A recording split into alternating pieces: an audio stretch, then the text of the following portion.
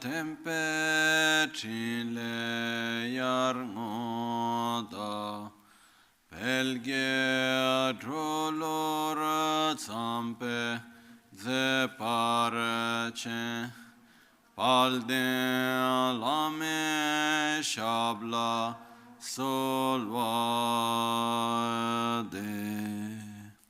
Omo a guru vajra dara suma timoni shasane karm Uta vardani shri bhadra varsa manya sarva siddhi hum Om a guru vajra dara suma timoni shasane karm Uta vardani shri bhadra varsa manya sarva siddhi hum Om Guru Vajradhara Suma Timoni Shasane Karm Uta Vardani Shri Bhadra Varsa Manya Sarva Siddhi Hum Om Guru Vajradhara Suma Timoni Shasane Karm Uta Vardani Shri Bhadra Varsa Manya Sarva Siddhi Om Guru Vajradhara Suma Timoni Shasane Karm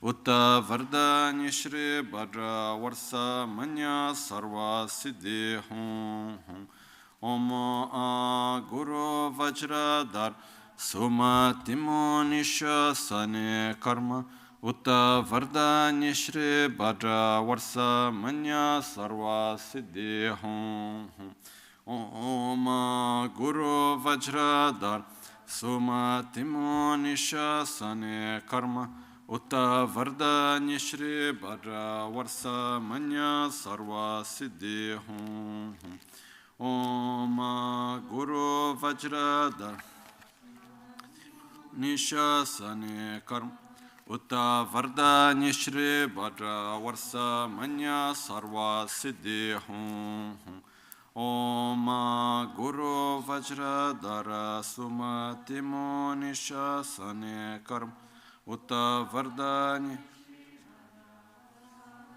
Sarva Siddhi Hum Om Guru Vajradhara Suma Timoni Shasane Karma Uta Vardani Shri Bhadra Varsa Manya Sarva Siddhi Hum Om Guru Vajradhara Suma Timoni Shasane Karma Uta Vardani Shri Bhadra Varsa Manya Sarva Siddhi Hum Om Guru Vajradhara Suma Timoni Shasane Uta Vardani Shri Bhadra Varsa Manya Sarva Siddhi Hum Om Guru Vajradhara Suma Timoni Shasane Karma Uta Vardani Shri Bhadra Varsa Manya Sarva Siddhi Hum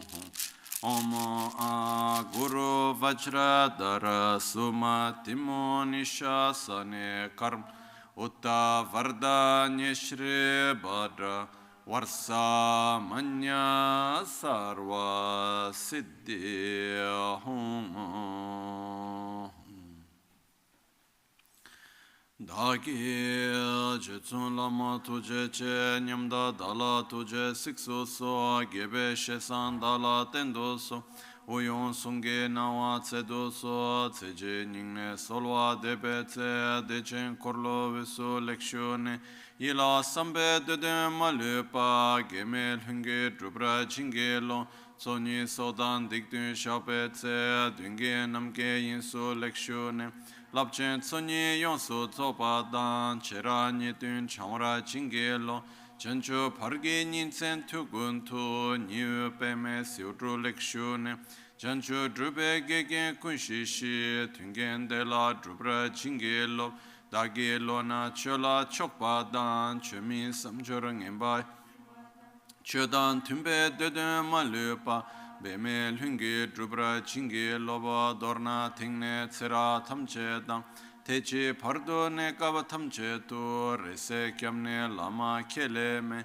tukje chingi dala siksu sol gongyab drewe nyamda dachala jetsun lame tuche rab gongne kuda sungi nawa drame tu nyamsu nyongwe kesan toprasho kewa kuntu yanda lama dan drame chiki pela longchen sadan lamge yente rabzone dorje changi kopa nyur tobe sho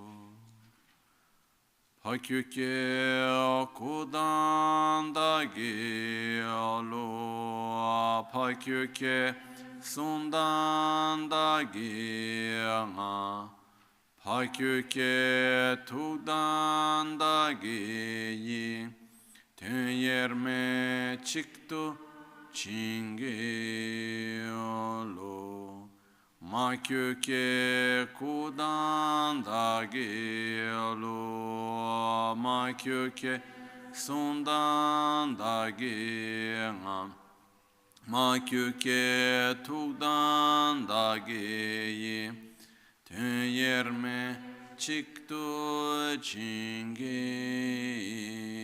alo Om Muni Muni Mahamuni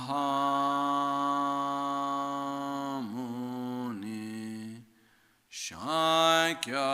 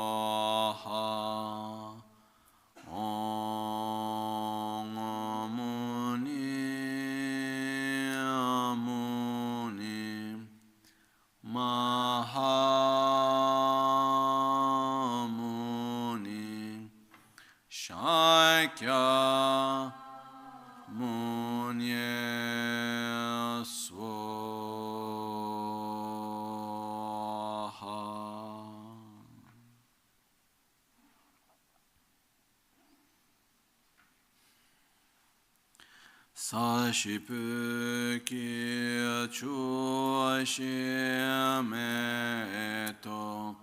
Tramare Rabalingshi Nidegem Padi Sangye Shintu Mikte Ulwarki Drokunam Dashi Chopar Shoyidam Guru Ratna Mandrala Kamniryatayami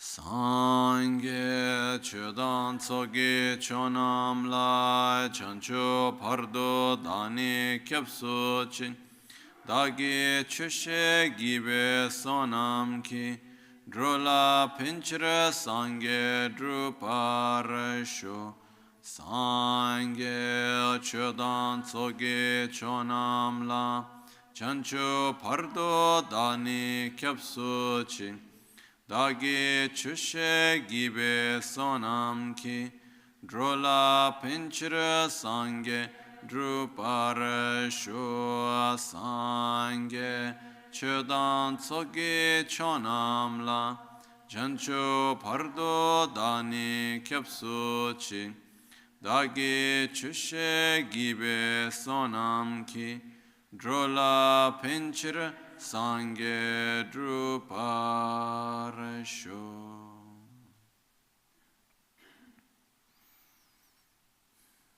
In the Buddha, Dharma and Sangha, I take refuge until enlightenment. through the practice of generosity or the other perfections, may I attain Buddhahood for the benefit of all sentient beings. Nel Buddha, nel Dharma e nel Sangha prendo rifugio fino all'illuminazione. Con la pratica della generosità e delle altre perfezioni possa io ottenere lo stato di Buddha per il beneficio di tutti gli esseri senzienti. Laya ke da ludan chenke rubundana mi kenamdam drowa kuinge dhanama che tsampa tamche keto dagi che tento.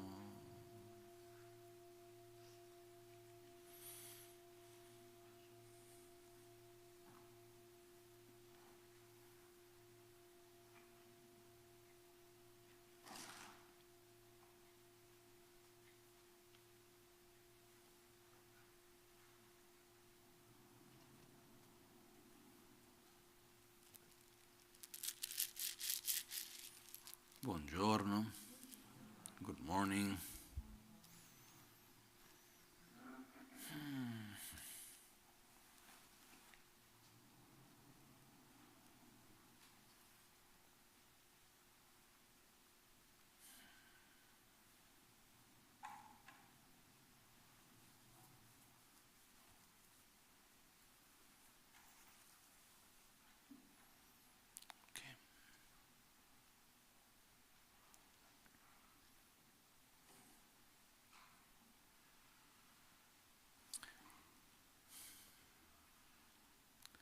As we said yesterday, we should always start from where we are. We cannot expect ourselves to be where we are not. We need at the same time to go for what is within our own reach, at the same time to look far, to allow ourselves to dream, to allow ourselves to have higher goals, higher objectives. Okay? And this is not contradictory with the fact of going for what is within our own reach. No? Following the metaphor is, I want to reach the highest mountain, but I go for the next step which is within my own reach. So I do the step that is within my reach, but I continue to walk in the right direction. That's why we said we have no hurry to reach the objective, no hurry to reach the result, but we have a hurry to walk on the right direction. This is important. And this brings us to one aspect, which is that as we go through the teachings of the Dharma in general, as we go through the training of the Lojong and mind training in specific, we should put it into practice. We should apply it to our own life within what is in our own reach. So yesterday we were talking about the part which is Kunla Kadrin Chewagom, familiarize or meditate yourself with the kindness of all beings. But before we go to all beings, we need to start with those that are around us. We must first allow ourselves to see the needs, to see those that are near to us. What I mean by seeing is that very often when we look at other people, we see others through our own needs. So I will look at you and I will see, what do I need from you? What do you give to me? What it's my needs in relation to you. This is very common. It's a clear manifestation of our own selfishness. But very often when we see others, even the very near people around us, it can be our husband, wife, friend, mother, father, son, daughter, it can be anyone, very often we have the tendency that when we look at the other person, instead of seeing the needs, instead of seeing the characteristics of the other, we see the other through the filter of our own needs. Okay? And this is actually very limiting. This is what we may call limited love. It's a love that is limited by the I and the my. What I need, how I need. So, I may love you, but in the moment that you are not anymore of benefit to me, or in the moment that I see you as harmful to me, I will have a conflict. How can I love you and so be attracted by you, and at the same time having you as harming me? The two things don't fit. And the one that is stronger is the I and the my. So in the moment that we look at someone else, and this person, for whatever reason, appears to us as harming us, mostly we will create distance. Not only physical, but mental and emotional. We will have difficulty still caring for the person, still loving the other, in the moment that we see ourselves as being harmed. I don't know if you have ever gone through something like this. That there is someone that you care, that you love, that you are attracted, that in many ways you love that person, and it's sincere. But then at a certain moment, for whatever reasons, that other person is somehow harming you. You feel harmed. What happens after that? You start creating distance. That attraction, that love for the other starts to become less. Okay? I think, is this clear? Okay? So, everything okay with the translation? Okay? Okay, good. So, one exercise that is not so easy, even though it's quite simple somehow, I have a little difficulty putting into words precisely. But it's the exercise to be in front of another person or an animal, anyone else. Let's talk about persons. And even though it can be done also with an animal, but let's say we are in front of another person, and then we allow ourselves to see the other person independently of how that person relates to ourselves. Independently of our own needs, independently of our benefit or harm. I allow myself to see you.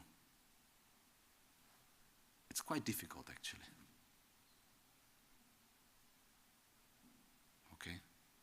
Because if you remember well, when we were explaining 2 days ago, or a few days, 2 lessons ago actually, so a few days ago, when we were explaining Lelen Tamche Chiklada, banish the one to blame for everything, the harm of selfishness, there were 2 particular aspects of selfishness, which was the way how selfishness divides every object of perception into 9 categories, and the mode of relation, which is, so basically, through selfishness, we divide everything we perceive. People we perceive, situations, objects, we divide everything basically into friend, enemy, and neutral. Then it becomes 9 because there is the friend of the friend, the enemy, and so on, okay? But we divide everything into friend, enemy, and neutral, indifferent. Then we relate to all these 3, or all the 9, with competition to those that are equal, arrogance to those that have less, and envy to those that have more. But on the basis, there is this way of seeing everything as friend, enemy, or indifferent. And to be able to see the other person, we must allow ourselves for a moment to go beyond that division. We need to allow ourselves to be in front of the other and for a moment not enter into this division of friend, enemy, or indifferent. You're just another sentient being, just like me and others. And for one moment I allow myself to see you, to feel you, to put myself in your place somehow. And we must be able to do this first with one person. It's not something easy. Okay. There is one aspect that I like just to touch before we continue to the next part, which is very often when we love someone, we put a lot of conditions for our loving. Okay? So one of the conditions that we apply is, I love you as long as you are beneficial to me. This is one condition. Second, I love you as long as you are worth of my love. Which means, as long as you behave in the right way, you don't do wrong things, and so on. Okay? This is connected with a very wrong understanding regarding love. That if I love you, I must agree with what you do and how you are. No? There is a saying in Tibetan which is similar to the in Italian or saying in other languages. I think in many countries we have this similar saying. But in Tibetan it says, the garden of the neighbor is always more green. But then the Tibetans add another part and say, and one's own child, it's always right.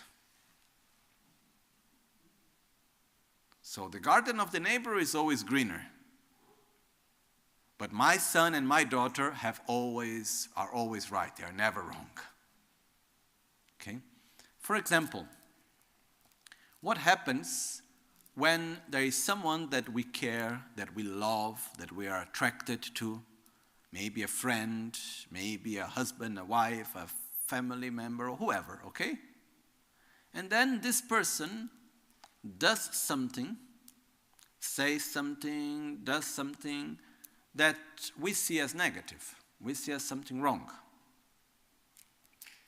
When we look at that negative action, that negative behavior on the person that we love, what do?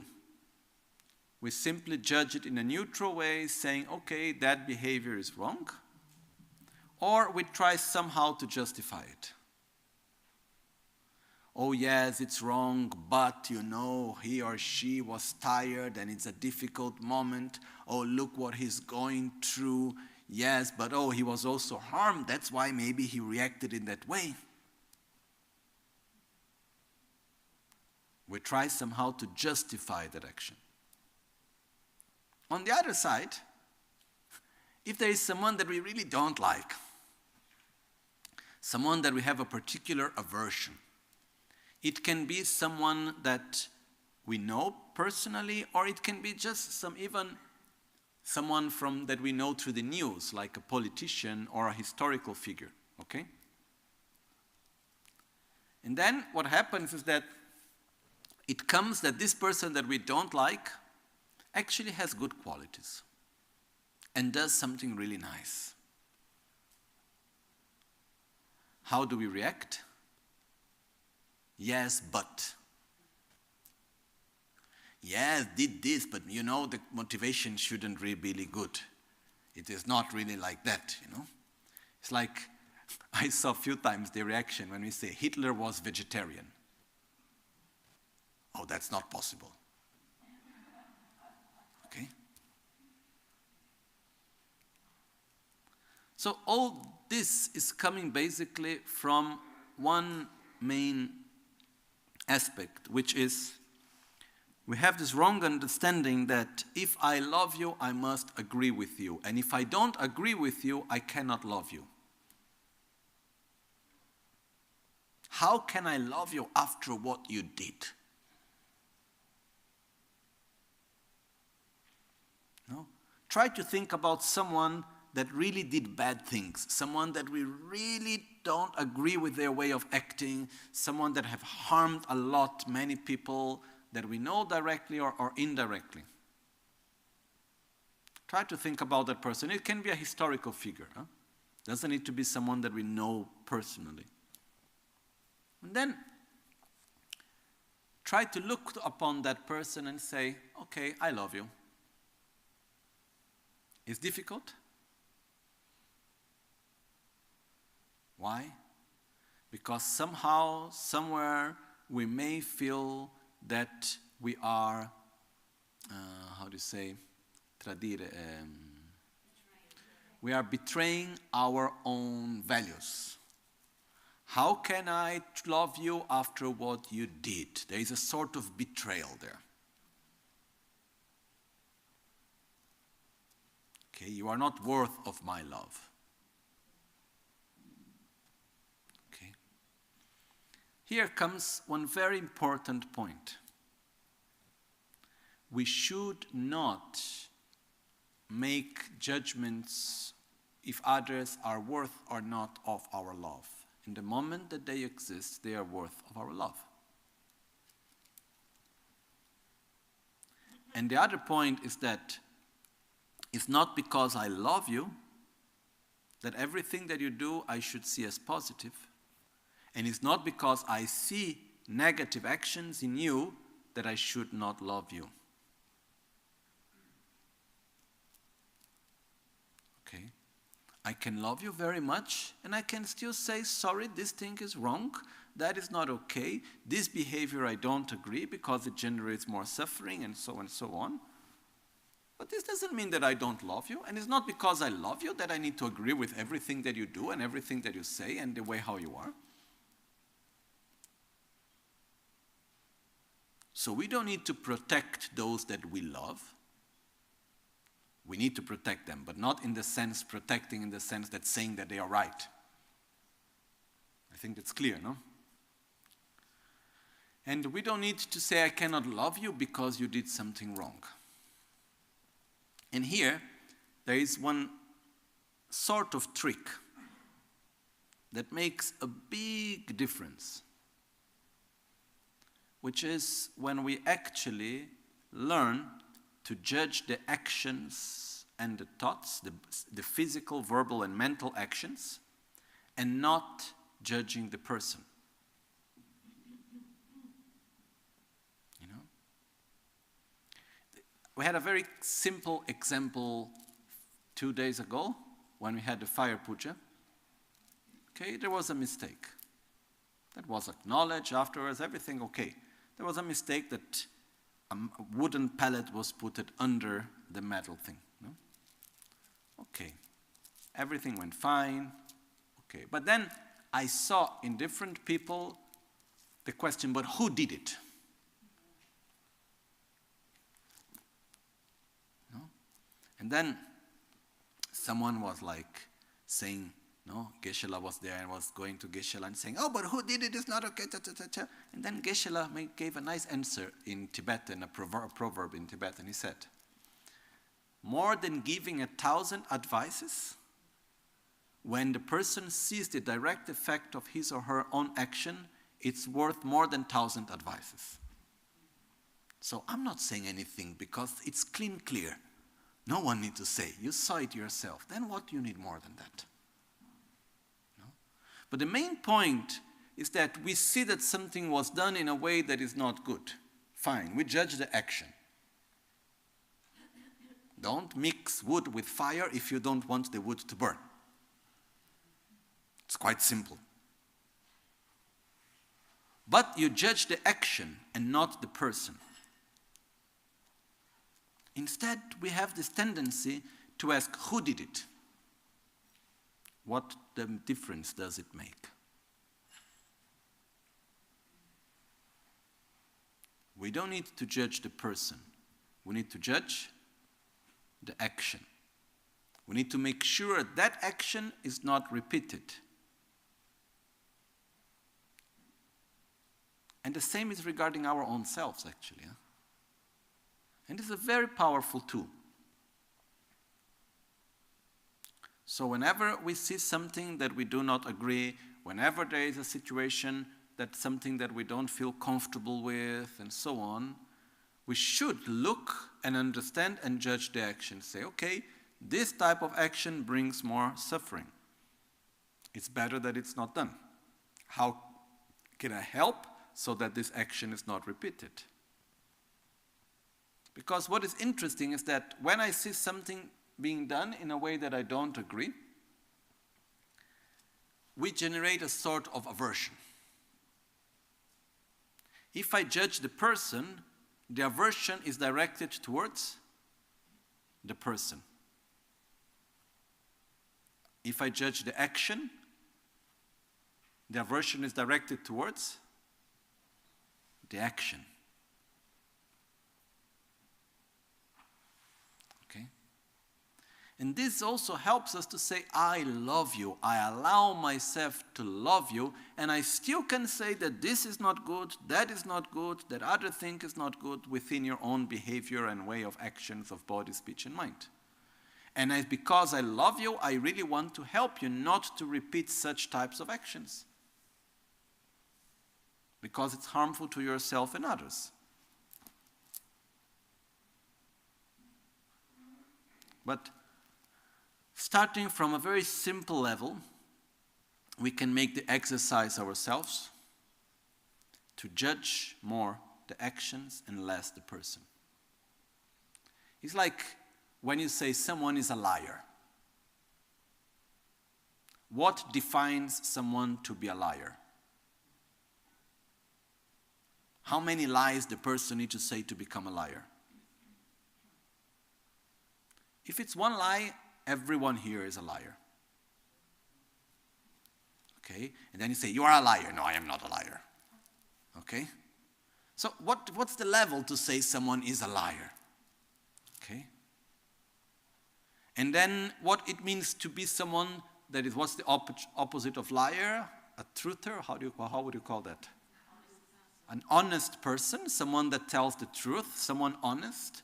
What does it make, what is necessary to be an honest person? To be honest once makes you an honest person? You need to be honest 51% of the time? How much you need to be honest in order to be an honest person? How much you need to lie in order to be someone not honest? Okay?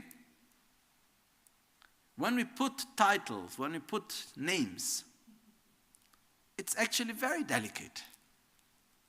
So the point is that you are not a liar. You lied. And the lie that you did, it's harmful to yourself and others. But it's not the point of calling you a liar. It's actually, I don't point a finger to you as a liar. I point a finger to your action of lying.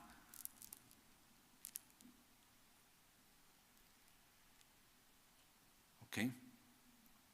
What makes someone a violent person? Acting violent once? Being constantly violent? What defines? So, it's not that someone that acts with violence doesn't have kindness often. It depends to whom and when. So it becomes very important for us to stop judging the people and start judging the actions. Stop pointing the finger towards the people and start pointing the finger towards the actions of body, speech, and mind. And the same thing happens to our own self. And when we are able to stop pointing the finger to ourselves and saying, I am this, I am that, I am not this and I am not that. I am a flow of many different actions and thoughts and emotions and many things. I am honest sometimes and I lie some other times. So am I a liar or am I an honest person? Am I both? Okay, I am just a person. And once I point the finger to say, okay, lying is not good, being honest is better. So I'm not going against myself, I'm going against certain actions, certain ways of speaking, certain ways of thinking. So actions of body, speech and mind, which I see as harmful. And this makes a big change in our way of relating even to our own selves. Okay? So, unless we stop judging people and start judging the actions, it will be very difficult for us truly to be able to see the other and to love them. But in order to love the other, we must first allow ourselves to see the other person. To go beyond, to transcend the I and the my for a moment, you know.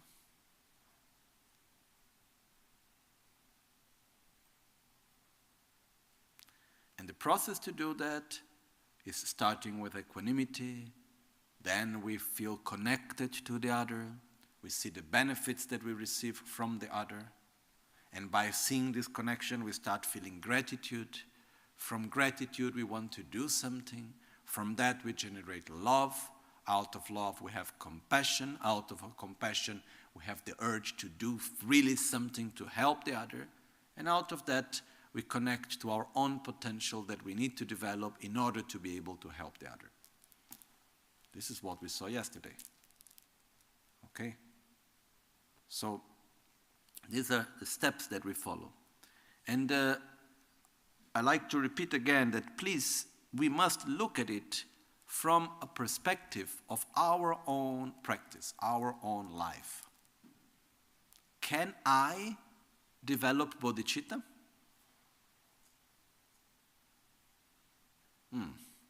Okay. Let's go a little bit backwards. Can I develop equanimity? Am I able to see that everyone suffers and everyone wants to be happy?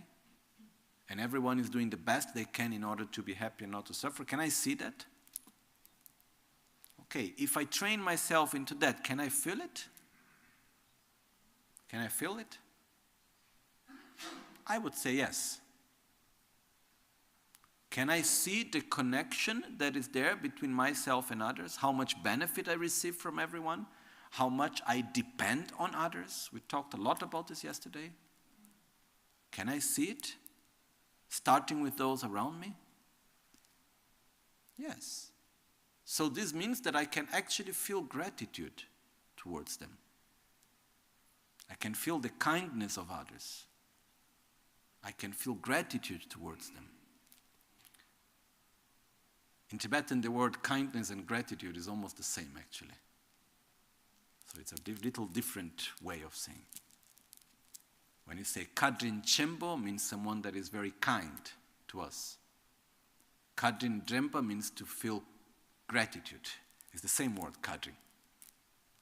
So it's the same thing from the two perspectives. From yourself, your side towards me is kadring. From my side towards you, it's also kadring.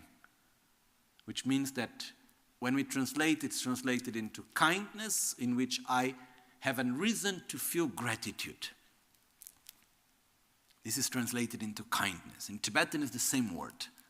It's a bit different taste. Because it means that I have reasons to feel gratitude. It means I receive a lot from you. And this is called what we translate as receiving kindness. But when we say kindness, many times we connect someone having a kind attitude. It's a little different. You know?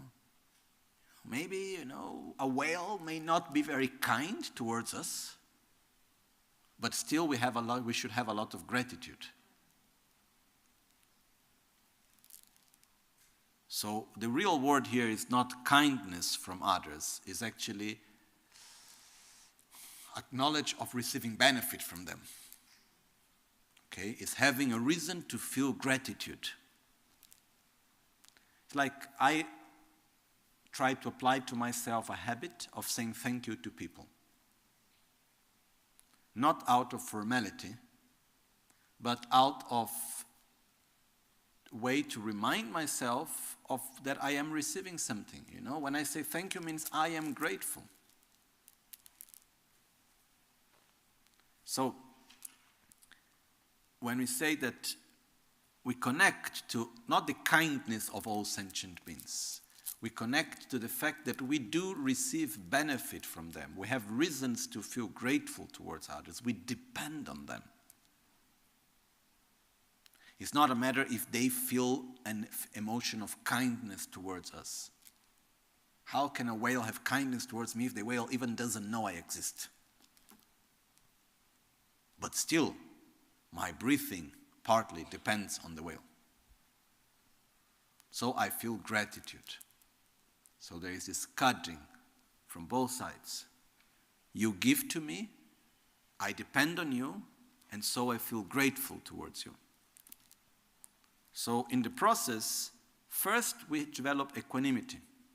Then we connect to the fact that others give a lot to us, that we depend on others. Then out of that we feel gratitude, third. Then we want to do something out of gratitude. We want to repay back the gratitude, which is a natural thing to happen. Then out of that we wish the other to be happy. So it's sympathy and love. Because when someone helps us, when someone is beneficial to us, when we feel gratitude towards someone, we naturally feel sympathy, which brings to love, which brings to compassion, which brings to an urge to do something for the other. I must not just leave the other there, I must do something myself to help the other. Which brings us to the frustration of not being able to do much, which brings us to the need to develop one's own qualities in order to help others. These are the 7 causes and results to develop bodhicitta. So we have marche, recognizing the mother, which is feeling the connection with others, recognizing the benefit that we receive from others. Chinten, recognizing the developing gratitude towards others. Chinsoa, wishing to repay back the kindness. Yuon Changpa, developing sympathy and love towards others. Nyingje, developing compassion. Laksam, developing the extraordinary intention, which is the urge to do something for the others. And then there is Chanchup Gisem, which is the need to develop one's own qualities, the trust in oneself that I can help others by developing first my own self. May I become a Buddha to help others. Okay, so this is the process. And what is beautiful for me when I look at it is that actually it shows us that it's possible. It's not something who knows where. But we need to remember that training is gradual. And so first we need to start by equanimity, then by recognition of the benefits, then by gratitude. And like this, gradually we go on. Okay?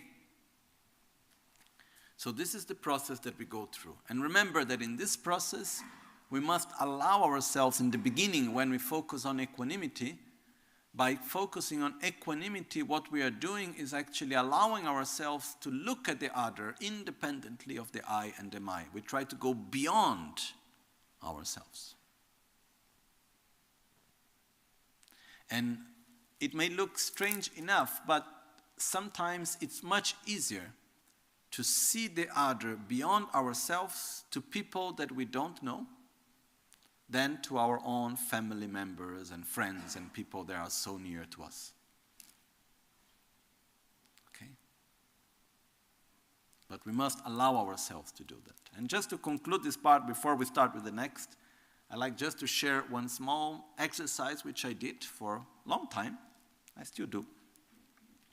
I was in Tibet after a period of 3 months of study, or maybe 4 months. It was one of the longest time I stayed in Tashilhunpo monastery in Tibet.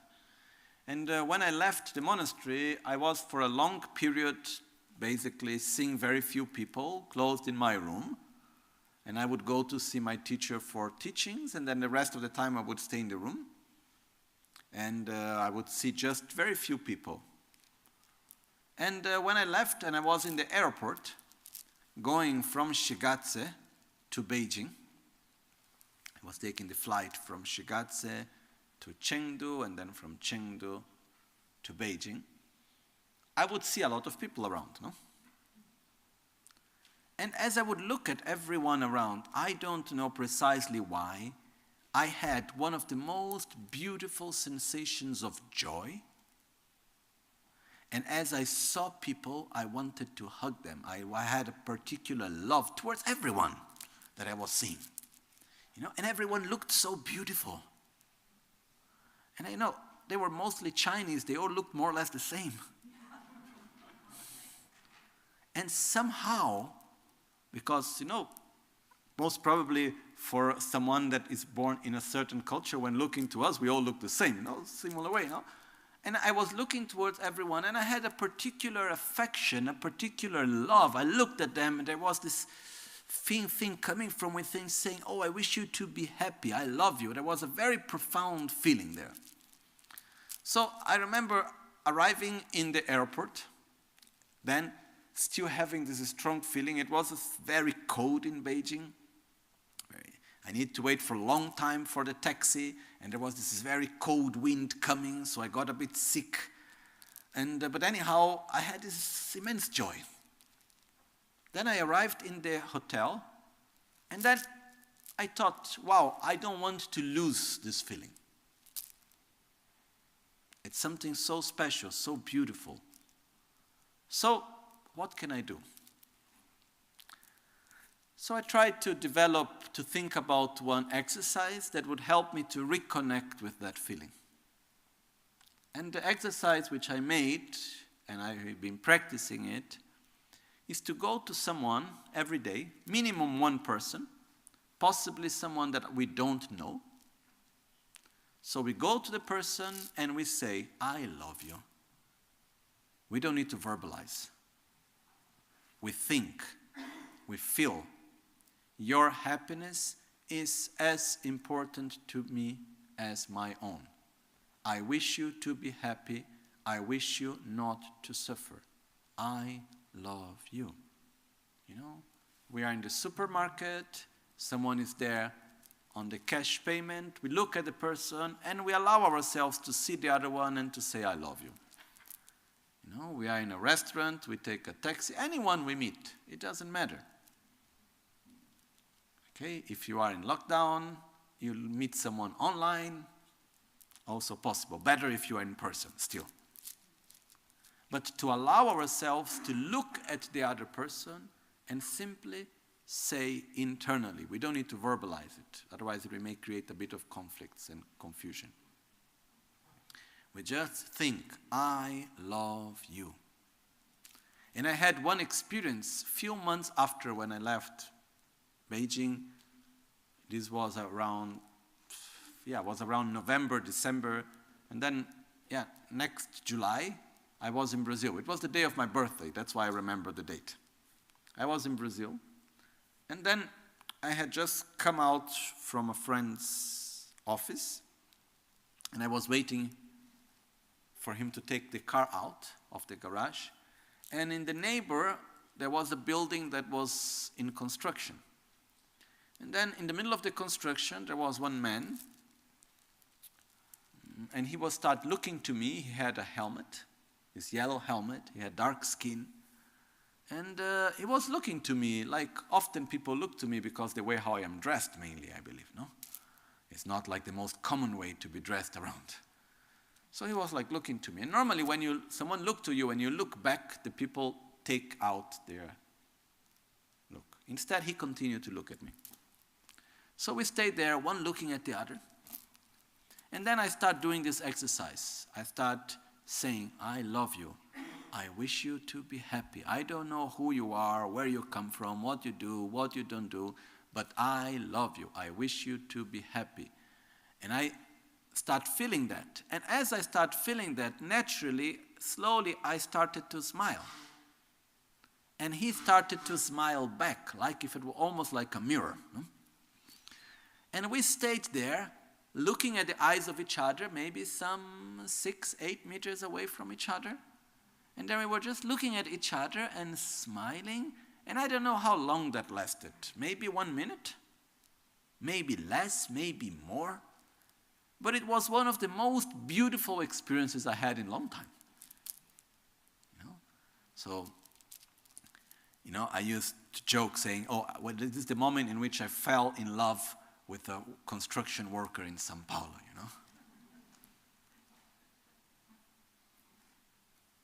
And the special thing is that when we allow ourselves to truly feel love for the other in a non-conditional way, it generates within us a certain joy, a state of well-being that overwhelms any other form of joy and well-being. Chandrakirti, in the commentary of the Middle Way, a text called Umajukpa, he describes, because even though it's about the correct view of reality, the text starts talking about the 6 perfections, and start with the perfection of generosity.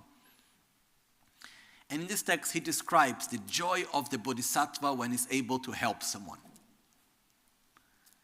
And it says that when a bodhisattva sees someone that he can actually do something to help, he gets so excited, and it's such a joy coming from within. And Chandrakirti describes saying the joy of the bodhisattva that feels love towards the other and can do something for the other, it's way beyond any mundane pleasure that we could ever experience. I truly believe in it.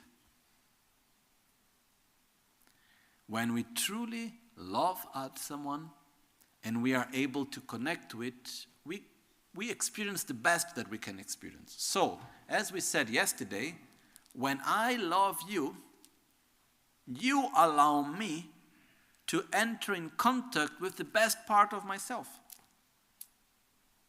So I'm grateful towards you. I am the one receiving. Because when I truly allow myself to see you and to love you in a non-conditional way, an unconditioned way, through you, I enter in contact with the best part of myself. And this gives a very special feeling.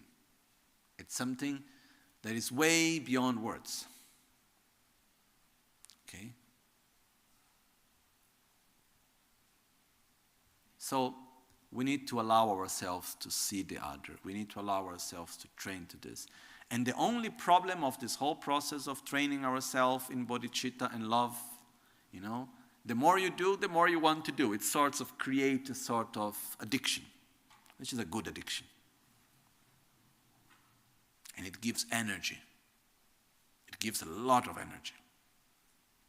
When we truly feel love and compassion, it gives an incredible amount of energy.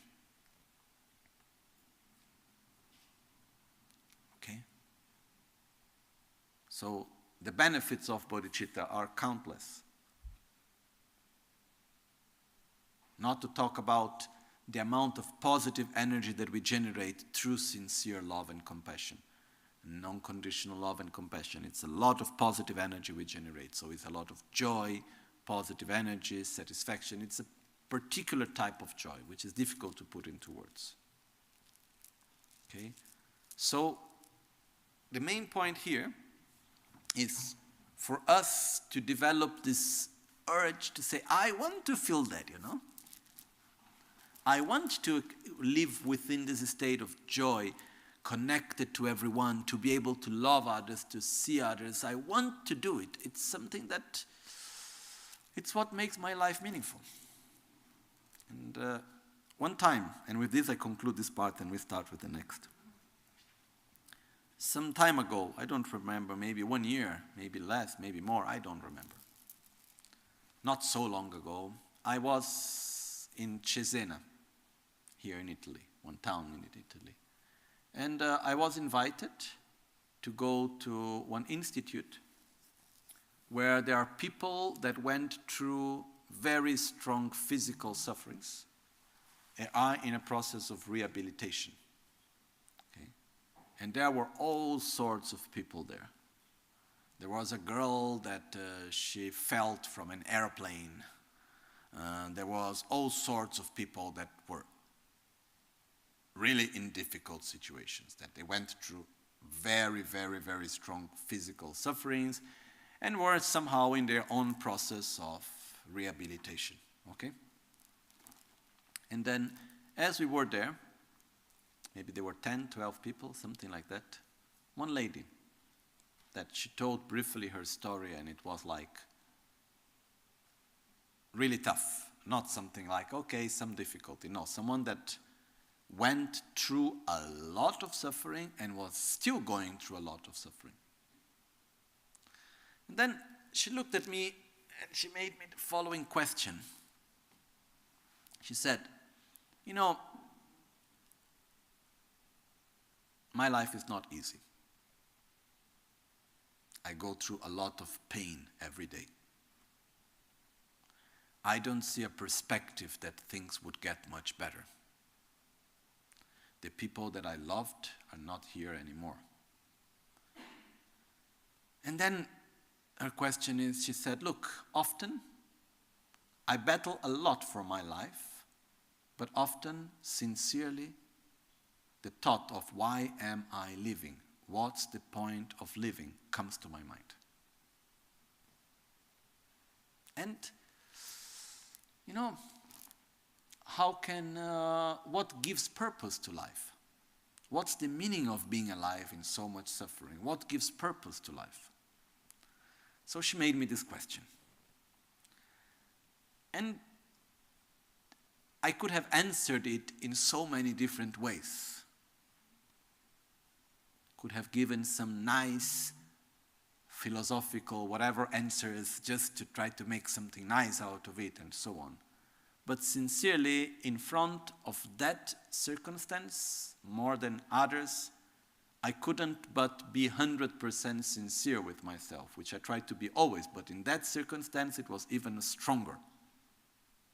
Because the question was very, very sincere and very truthful. So I looked to myself and I asked, what does give meaning to my life? Why is worth living?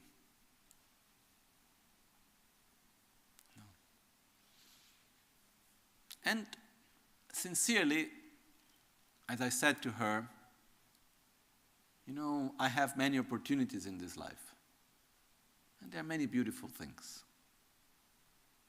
But I don't see much taste into them. I can earn money.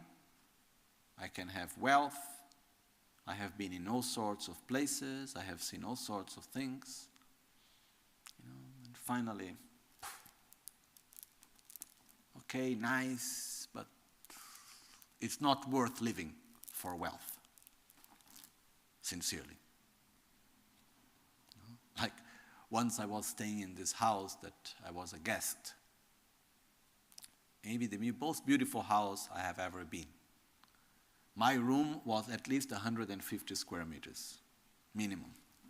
Just the bathroom was around 60 square meters, more than extra of the room. And it was incredibly beautiful, this house, in so many aspects, But once you are there, then now what? No? You know? Once you have nice food, okay, nice, and then now what? Once you have any physical pleasure, okay, nice, but then now what? Once you have recognition, everywhere they're clapping for you. Okay, nice, and then what, you know?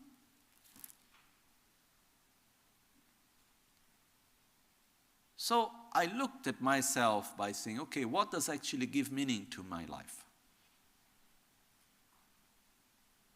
And being sincere, what truly gives meaning, what I feel that makes this life worth of living, is the possibility to love others and to be loved.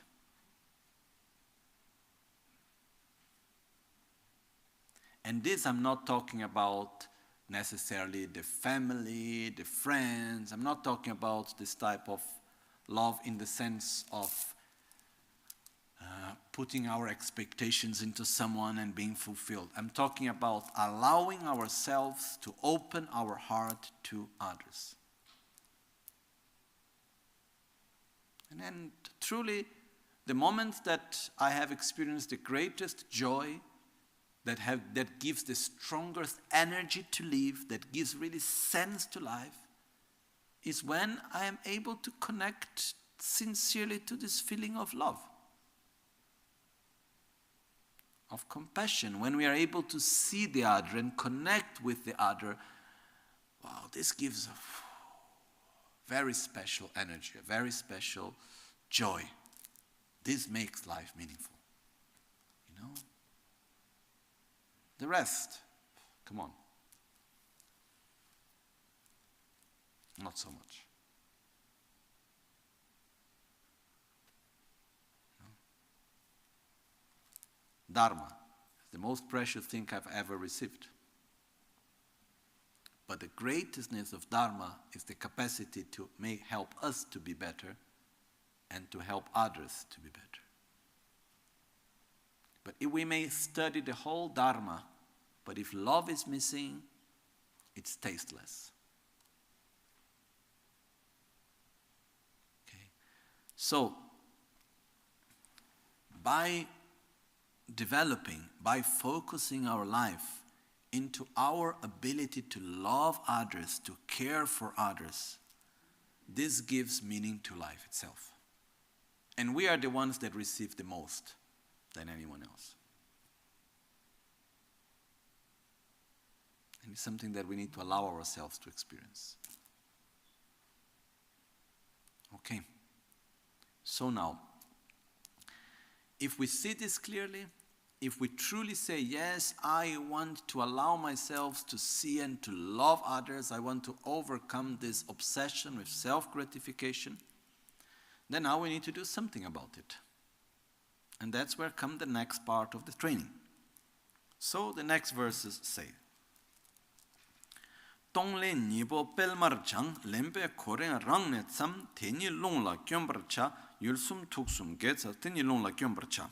And the other part is already the next part. So, practice a combination of giving and taking. Giving and taking should be practiced alternately. And you should begin by taking from yourself. Now,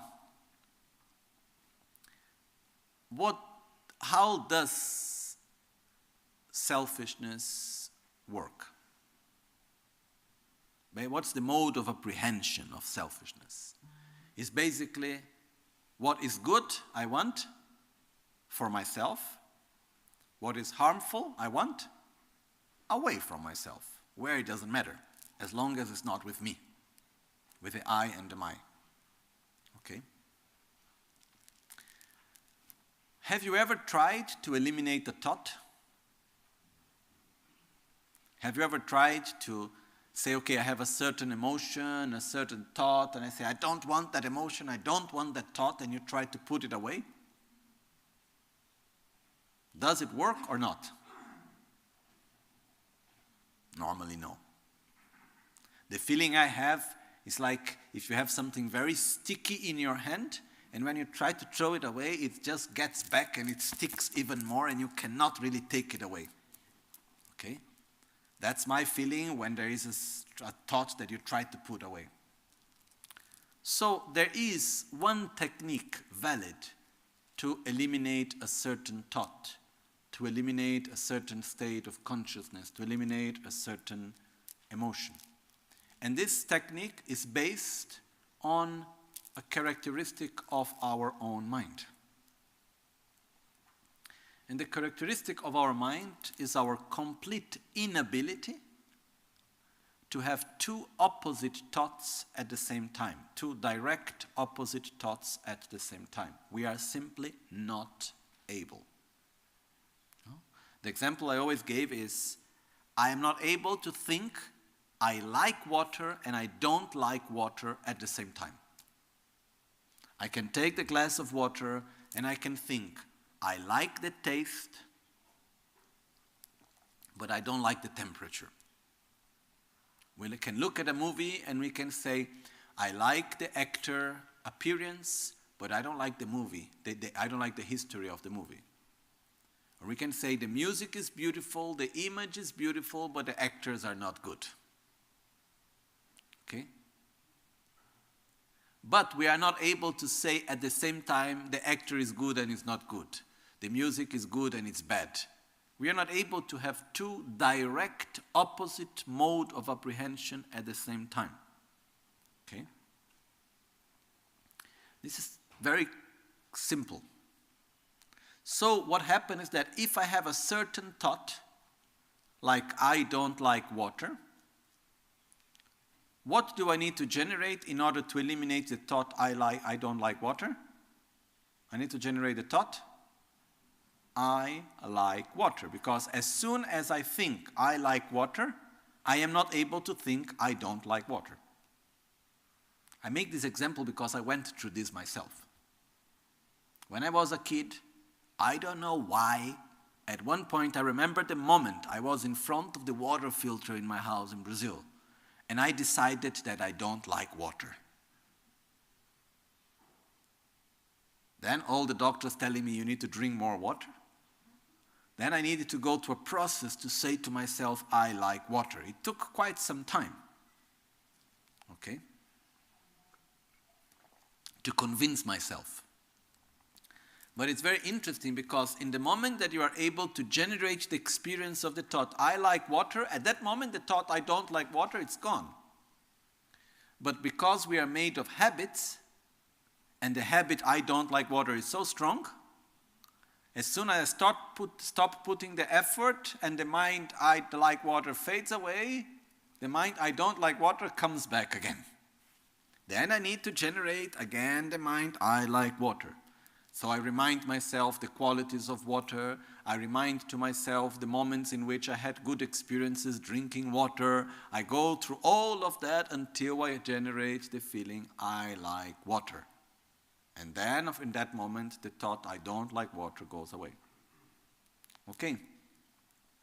So if we want to eliminate a certain thought, a certain emotion, the only way of doing it is by generating the direct opposite of it. Okay? And we find this in Dharma in many places. Also, the reason why we meditate on shunyata, on emptiness, and we will see this in the next days, is because our ignorance is the mind that grasps at inherent existence.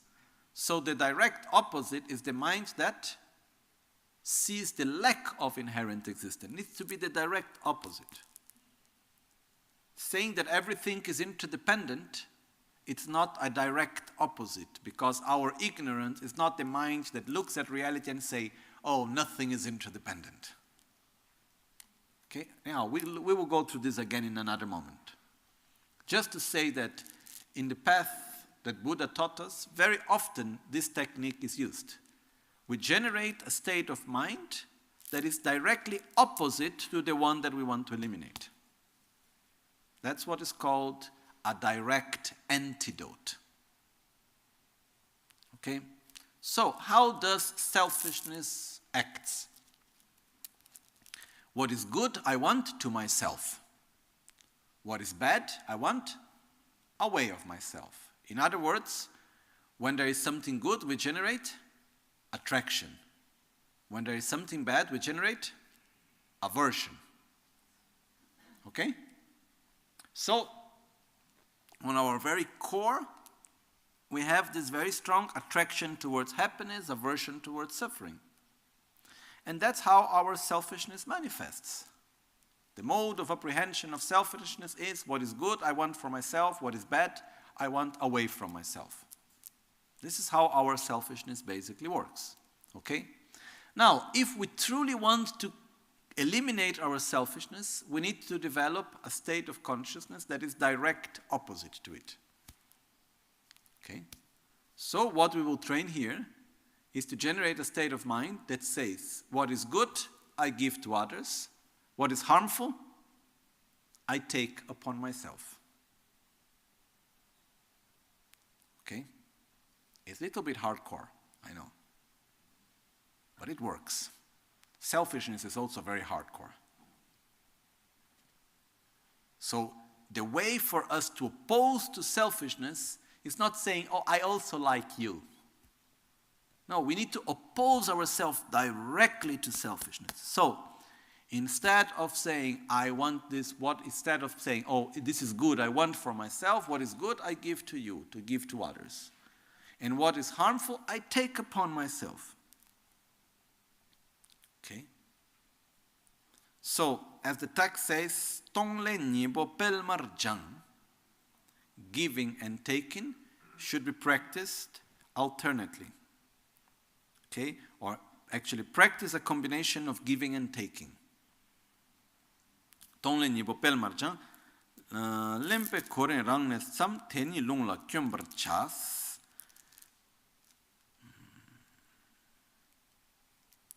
And you should begin by taking.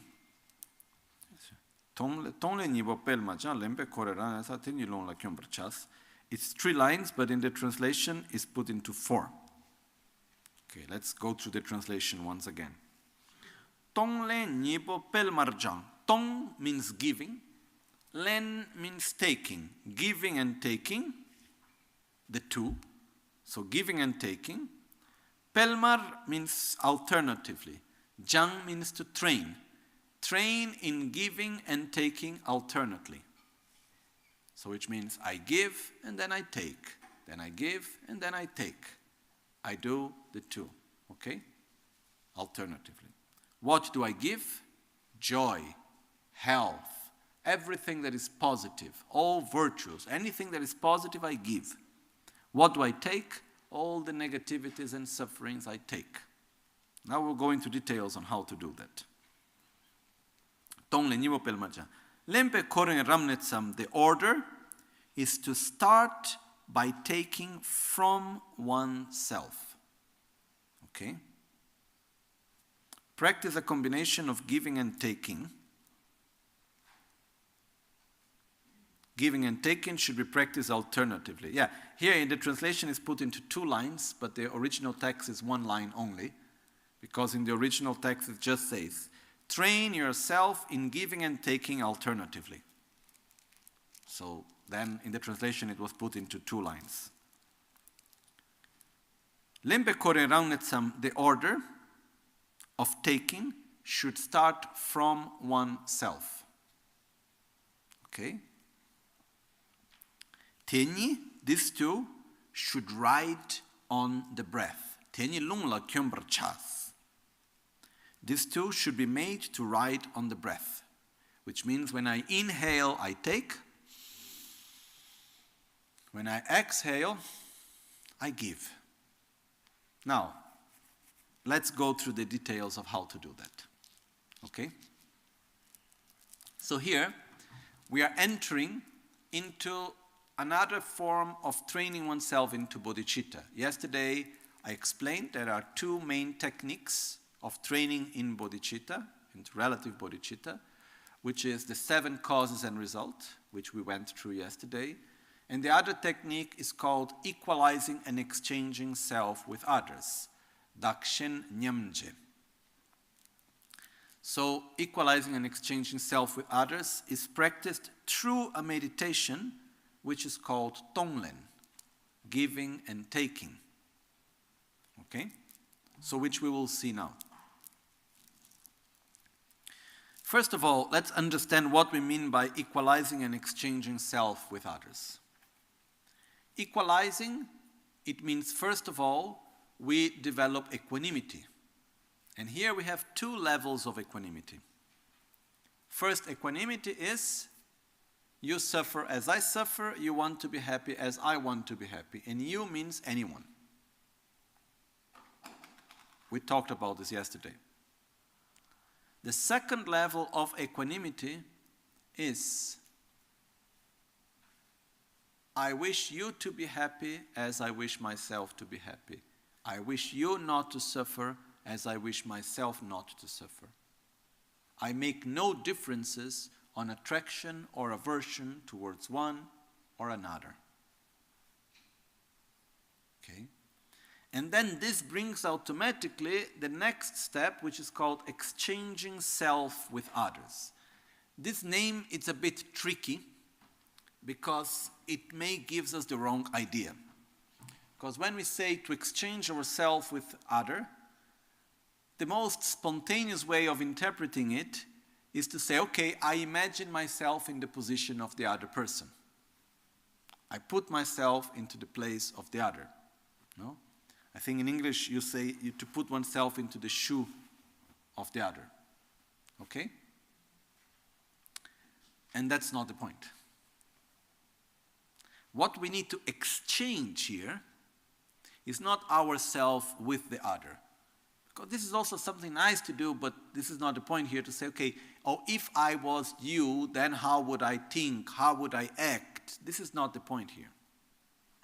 The point is that we take the attitude that we have towards ourselves, we direct it towards others. Okay? So, are we attracted by our own happiness? Yes. So, we are attracted by the happiness of others. We take that attitude and we invert it towards others.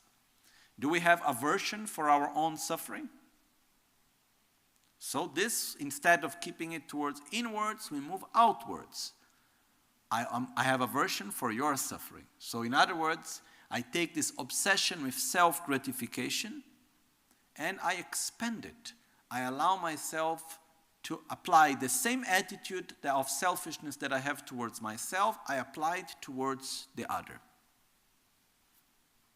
And the attitude of indifference that I have towards others, I apply towards selfishness.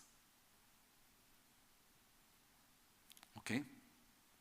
It's important here to understand clear that the point is not to care for others and abandon oneself. We need to care for others as much as we care for ourselves, but we need to abandon the attitude of selfishness. Okay?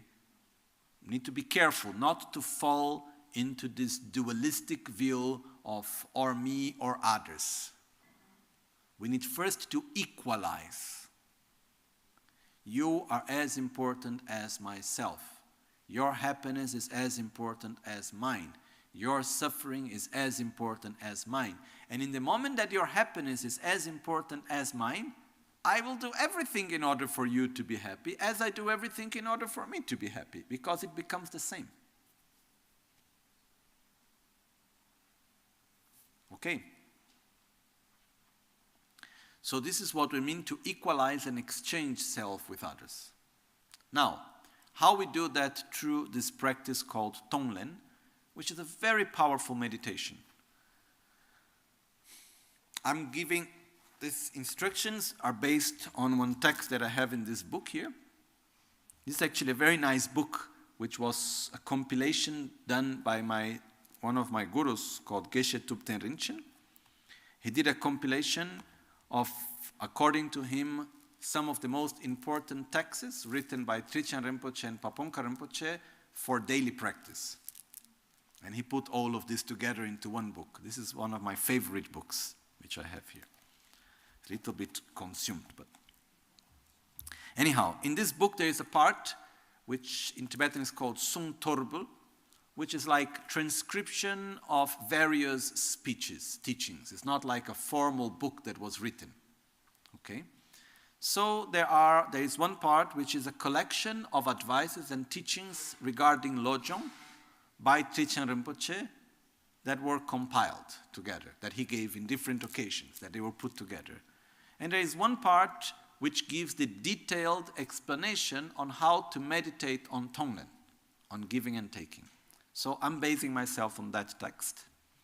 And when I first taught Tonglen, in the beginning when I was starting to teach Tonglen, one time Lama Ganchen Rinpoche asked me, "Oh, you are teaching Tonglen, I'm very happy, but how are you doing?" He was a bit worried. Then I explained to Rinpoche, I'm doing like this, like this, like that, and he said, "Okay, then fine." No? So there is some small, not detail, but a small part of Tonglen that is explained by Trijang Rinpoche, which normally is not explained. In many texts that I read and in many other contexts, this part is not explained, but it is actually very important. Okay? So, first of all, the practice is called Tonglen. Tong to give, Len to take. But it's practiced Len Tong. First you take, then you give. Okay? This is why one of the lines here which says you should first start by taking upon yourself. In Tibetan you could translate you should first start by taking upon yourself or taking from yourself. The two can be translated and we will go to the meaning of this. But the first interpretation is we take upon ourselves. So even though the practice is called the practice of giving and taking, we start the practice by taking. Okay? And I heard once one interpretation, which is somehow funny, so why not? In Tibetan language, sometimes the name of things change because the way how they sound. In Tibetan is said, Debjur Giwang to Cheba. It's by the way of the sound. So for example, when you enumerate body, speech, mind, quality, and action, which is the right order. When you make the list in Tibetan, when you enumerate it, you will say body, speech, mind, action, and quality. You change the order sometimes. Why? Because it sounds better. When you write down, the order is correct, but when you say, you change because it sounds better. Even the name of our tradition, Gelugpa, it is said that originally the name of the tradition of Lama Tsongkhapa was called Galugpa. Galugpa, because Luk means tradition. Ga is from Ganden, the monastery of that Lama Tsongkhapa founded. So initially Lama Tsongkhapa founded his own monastery called Ganden, which literally means there where is joy. Ga means joy, and Den means there to have, which is the name of a pure land also. And so originally was called the tradition of the monastery of Ganden. So it was called the tradition of the monastery of Ganden, the tradition of Ganden, the tradition of Ga. So it's called Galuk, which literally means the tradition of joy. But Galukpa in Tibetan doesn't sound nice. There's a little problem of sound. So later it was transformed from Galukpa to Gelugpa. Gelugpa sounds better. And Gewa means virtue. So it was passed from the tradition of joy to the tradition of virtue. Okay? But sometimes it's important for us to remind ourselves that the original name of our tradition is the tradition of joy. Okay? Then there is also virtue, which is very important, but the main original name is the tradition of joy. So, Tonglen, even though it's practiced in the opposite way, it really doesn't sound nice in Tibetan to say Lentong. Lentong looks like Chinese somehow. And the sound in Tibetan language doesn't sound nice to say Lentong. So even though you practice Lentong, you call it Tonglen. Okay? So the name of the practice is Tonglen, but you practice Lentong. Okay? This is just for us to understand. So how does this practice work? First thing, as we are sitting in our meditation posture, possibly we have gone through the preliminary practices after requesting the blessings of Guru Buddha and so on. What we do mainly is, first step of the practice, we focus in our own heart, okay, at the center of our chest, in our heart chakra, and we imagine that in our heart there is a black mass, like the size of a fist, okay? And this is the part that normally is not very often explained, but it's very, very important. First, we visualize this black mass in our heart. It's very dense. It's like sticky. It's somehow disgusting. It's heavy. And it's actually a manifestation of our own selfishness. So if we do it in more details, we imagine that all our negativities, our fears, doubt, anger, jealousy, envy, arrogance, selfishness, ignorance, all our sicknesses, all our negative karmic forces accumulated in the past, our negative habits, everything that is negative, it's all like absorbed. It's like from all our body, like a sort of dark smoke that goes and it's absorbed into this black mass. Okay? There is some visualization we say you imagine dark light. I don't know how we can imagine a dark light. But a sort of dark light. Nowadays I saw some fantasy movies and they show a sort of dark light. It's like dark light, it looks more like smoke basically. So it's a sort of smoke, but it's actually in the nature more like light, that it goes through our whole body and absorbs all the negativities, and everything absorbed into this black mass that is in the center of our chest, in our heart chakra. And we can feel the heaviness of it. We can feel it overwhelming us, and it's like, and it is actually our own selfishness and all the defilements that comes from our selfishness and all the negative karma that was done through our selfishness. All of this, it's very dense and it's very heavy. And we should do this visualization until we have this feeling of like not having more space and wanting by every means to take away this black mass from our heart. It's like, it's heavy. I don't want to have that anymore. I feel no space inside. I really want to get rid of it. Okay? So first thing, we focus on the black mass. Then, it's not pleasurable experience, huh? Okay? Once we have done this, then we go to the next step, in which we see others. We can start with one sentient being, one person, one animal, one being, or we can look at more. We start by those that are near to us, that we know, and by that we expand to everyone else. We go through the process of equanimity.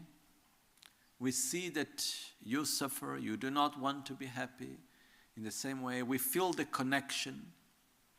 We feel gratitude until we go through the process in which we go and we say, okay, I wish you to be happy. I don't want you to suffer. I must do something myself. And then we make the wish, may all your suffering, may all your mental defilements, may all your negative karmic force come to me right now. And then we inhale And the negativities of the other come in the form of a dense black smoke. And as this dense smoke comes towards us, it enters through our nostrils and it's absorbed into the black mass in our heart. Okay? This dense smoke, it is representing the sicknesses, the physical suffering, the mental suffering, all the mental defilements, the anger, the ignorance, the selfishness, the every negativity. Then it represents also the negative karma of the other persons. And then as we inhale, we take it upon ourselves without fear. And as it goes, we inhale, it enters into the black mass of our heart. It's like absorbed into the black mass of the heart. And this is an important moment because it's like two negative forces that when they touch each other, they eliminate each other. It's like mathematics. Negative with negative makes positive. So basically, it's two negative forces that when they go against each other, they will eliminate each other. So basically, the more I receive these negativities in the form of dark smoke, and it enters my heart, the weaker the black mass at my heart becomes. Okay? So when we take upon ourselves the suffering and the negativities of others, we direct it clearly. And we direct it against our own selfishness, against our own negativities in our heart. Then as we exhale light, we exhale nectar, we exhale manifestations of all forms. This light and nectar goes to every sentient being, and it transforms in what they mostly need. First, into material help, like food for those that are hungry, water for those that are thirsty, heat for those that are cold, coolness for those that are hot, and like this we can go on and on. Okay? Then they manifest, once the sentient beings have what they need materially, it manifests into love, into affection, until they feel loved and protected and safe. Then it manifests into form of actual protection, protection from all sorts of fear, protection from danger, until the other sentient being feels that they are in a situation in which they are truly safe. Their basic needs are covered, they feel safe, they feel secure, they feel loved, and then they are ready to receive the Dharma. And then the light transforms into the Dharma, and it's there showing them the path of renunciation, with it the path of loving oneself. Then gradually they are guided on the path of bodhichitta, on the correct view of reality, until gradually they develop the state of nirvana, of Buddhahood. And then, as we do this, the light goes to them. And then we inhale again, and we take their negativities. And then we exhale, and light and nectar goes towards them. And we do this alternatively. By the end of the meditation, when we reach the end of the meditation, all sentient beings are in a state of peace and joy, of satisfaction, and the black mass in our heart is completely gone. Okay? And then we rejoice. As we do it with the breathing, we should breathe in 4 steps, which is inhale, hold the breath. Exhale, hold. And then inhale again. Okay, so we have inhale, hold, exhale, hold. When we inhale, we take upon us the negativities that are absorbed in the black mass in the heart. When we hold, we rejoice of taking the negativities to ourselves. of the others being free from their suffering. We rejoice of it. When we exhale, we give all the positive things to others. When we hold, we rejoice of the happiness of others. Okay? What happens is that in the beginning, when we do this practice in the beginning, it may be a bit difficult to follow precisely on our breath. It's said that very expert meditators are able to inhale and exhale at the same time. I don't know exactly how that is made, okay? But it is said that some great practitioners are able to do in this way. So basically, you see the light coming in from the left, the darkness coming in from the left nostril, and the light going out from the right. And you make this constant cycle, okay? We can also visualize in this way.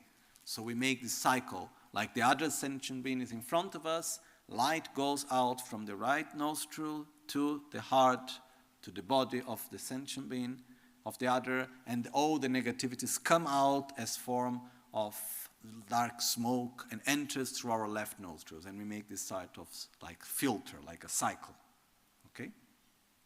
Constantly. In the beginning, I advise to do it by steps.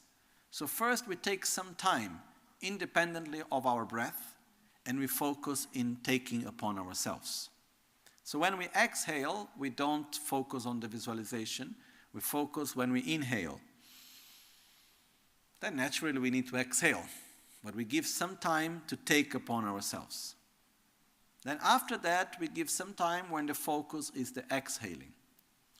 If we are able to breathe on a more deeper way and our inhaling and exhaling become longer, then it becomes more easy to add precisely on the breathing as we inhale and exhale. But in the beginning, if we focus too much on our breath, then we will not be able to do it correctly because, okay, I start to take the negativities upon myself. Oh, but now I need to exhale, so I need to give it to there. Then we get lost with the need to inhale and exhale. Okay, and so no hurry to do on that way. We need to do it by steps. So in the beginning, we focus clearly on taking upon ourselves and give time to it. 5 minutes, 10 minutes, half an hour, whatever time you need. Then you give. Okay? It's easier if you do few minutes taking in, few minutes giving out. Okay? So this is the practice of Tonglen. Explained somehow in a simple way. Okay? Remember always that first we focus on the black mass in our heart. The negativities of others comes towards us and they absorb into the black mass that becomes weaker. Okay? One question that comes in the practice of Tonglen. When I make this practice visualizing a specific person, am I taking his or her suffering upon myself? Technically, not. No one is able to experience the results of the karma of someone else. If that was possible, the Buddhas would be doing for us, no? Would go to Buddha and say, oh Buddha, I take refuge in you, please do for me, I'm here. Take all my negative karma, you know how to transform it. It is said that the power, if we put on a scale, the power of a Buddha, of all Buddhas put together, and the power of karma, they have the same weight on the person. Okay? So no one, not even all the Buddhas together, can make us to experience what we have not created the causes for. So we cannot take upon ourselves actually the suffering of others, technically speaking. From an emotional point of view, from an attitude that we generate, we can do it. Okay? What can happen is that sometimes, by making this visualization, we can create a condition that helps someone to cure from their suffering. We can create a condition through which our own karma will manifest upon ourselves, but we are not taking the suffering of the other into us. Okay? So, because these conditions can happen in this way also, it's important that when we take the negativities upon ourselves, we direct it clearly. No? There is an anecdote which is interesting of our friend. He told this in public, so I find no problem repeating it in public. Our friend Mr. Kok from Malaysia, a disciple of Lama Ganchen of many, many years. He told me that one day, we were in Borobudur together when he told this, and he said that he was in the hospital, and he needed to do a surgery to take away the prostate. So as he was in the hospital to do the surgery, and they came and they gave first the pre-anesthesia, and he was there waiting to receive the main anesthesia to do the surgery, and as he was doing this, he started to do the practice of Tonglen, but he focused on all the pain and sickness and suffering that was in the hospital where he was, and he imagined everything being absorbed into his prostate, because he thought, anyhow, they're taking the prostate away. Okay? So he did that. And as he was doing that, he fell asleep with the anesthesia, and then they went for the surgery. But what happened was that before the surgery, before he started doing it, they came to make a test to see how big was the prostate, to make sure the type of surgery they needed to do. And then in the moment of surgery, a few hours later, they came and the prostate was much bigger than it was before. And they were like shocked, so they needed to do a different type of surgery. And they came after the surgery to him and they said, look, something that we have never seen before happened. We never saw a prostate so big and in such a short period of time getting so large. Can we keep it for research reasons? You know? And he said, we don't know what happened.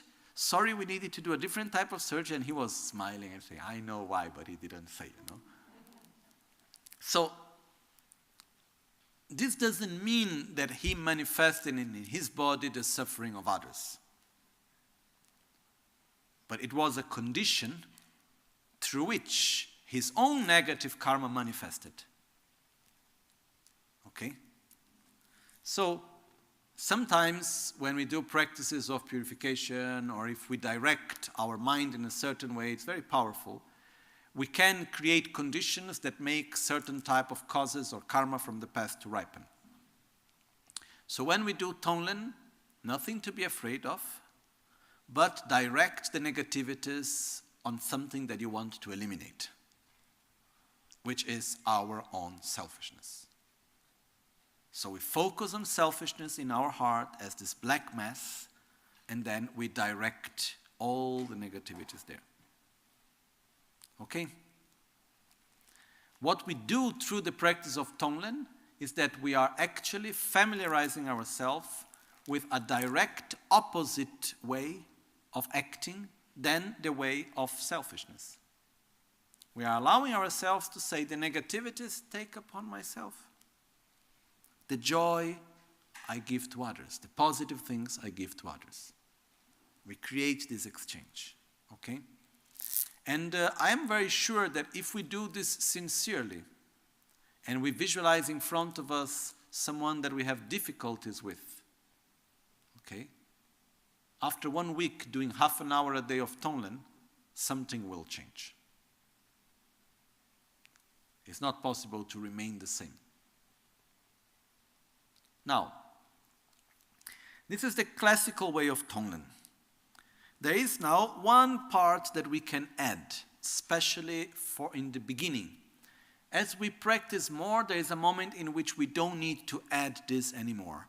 But in the very beginning, I advise most of you to start with this other part, which is described by Geshe Chekawa in the line which says, you should begin by taking from yourself. Okay? So let's understand this better.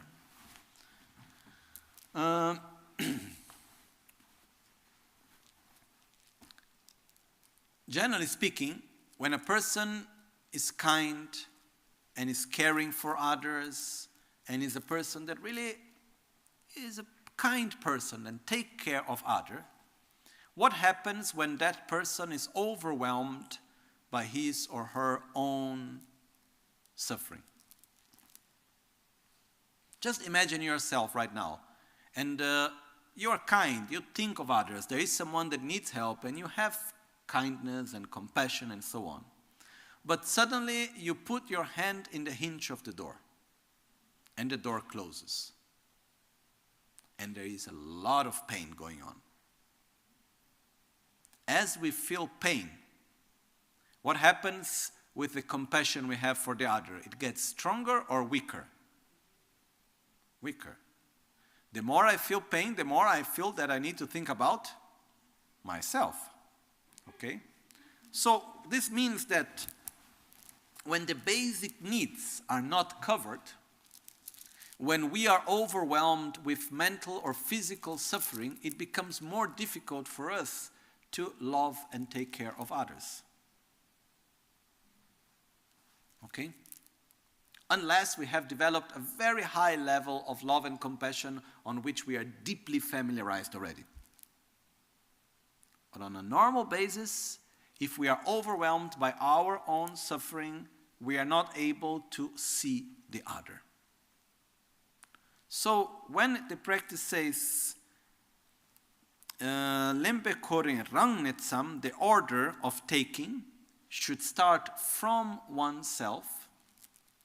Here there is a very special way of practicing Tonglen, which goes before what we have just explained before. Okay? So there we are sitting. There is the black mass of selfishness in our heart. Okay? But before we visualize any other sentient being, before we visualize our friends and people we know or anyone else, we first visualize our own self of the past. We imagine in front of us ourself of our childhood. We imagine in front of us ourself of 2 years ago, of 1 week ago, or any moment in which there was particular suffering. Because a lot of our suffering that blocks us from opening ourselves towards others is connected to our past. Okay? We have gone through some sufferings and we are still blocked into it, and until we are not able to go through that and to cure that wound, we are not able to see the other. Okay. So first we see ourselves of the past.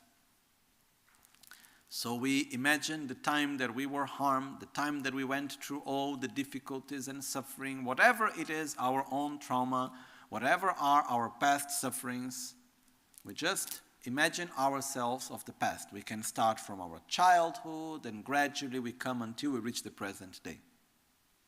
And when we see, we inhale and we take all the pain, all the mental defilements, all the suffering, all the negative karma from that moment where we see ourselves there suffering. We take the suffering from the past to the present. And as we inhale, it goes to our heart. And then we give love. We give light. And then we give well-being. Until we can feel that our self of the past is okay. Until we feel in peace with our own past. Okay? So people may stay months doing this part of Tonglen before we start to see others. It's okay, no hurry. As we said in the very beginning, we have no hurry to reach the result. We have a hurry to walk on the path. So first, oneself, taking, and then giving. Because what happens is that if we are not in peace with ourselves, it becomes even much more difficult to be able to see others.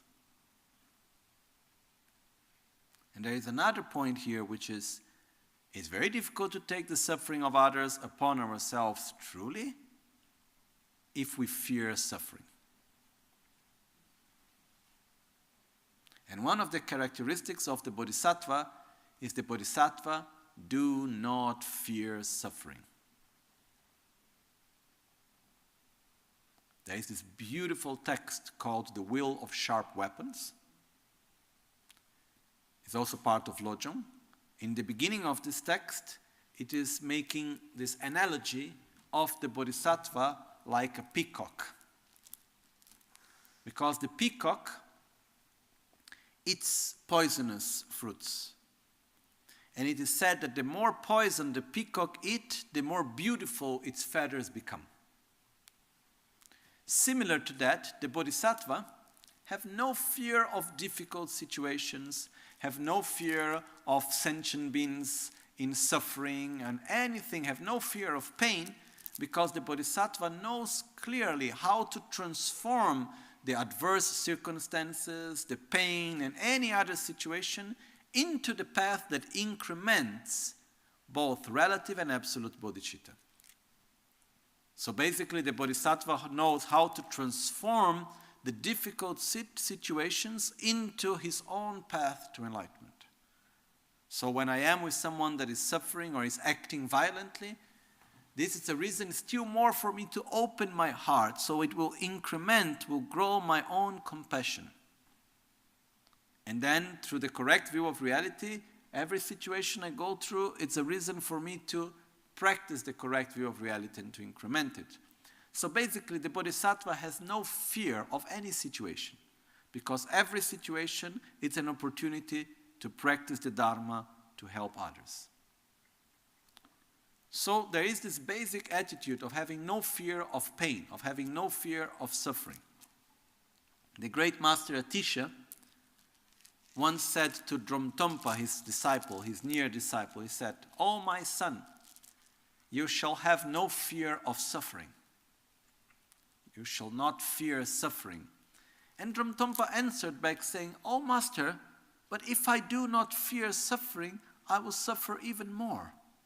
Because by the fear of suffering, I avoid the causes of suffering." And Atisha said, actually not. By the fear of suffering, you suffer much more, because we tend to suffer more from the fear of suffering than from suffering itself. Great part of our suffering, of our mental suffering, is actually fear of suffering. And out of fear for suffering, we go through a lot of negativities and conflicts and so on. So, do not fear suffering. Avoid the causes of suffering. But there is no reason to fear suffering. So, to do that, what we do is we start by visualizing ourselves of the past and taking upon ourselves in the present all the suffering.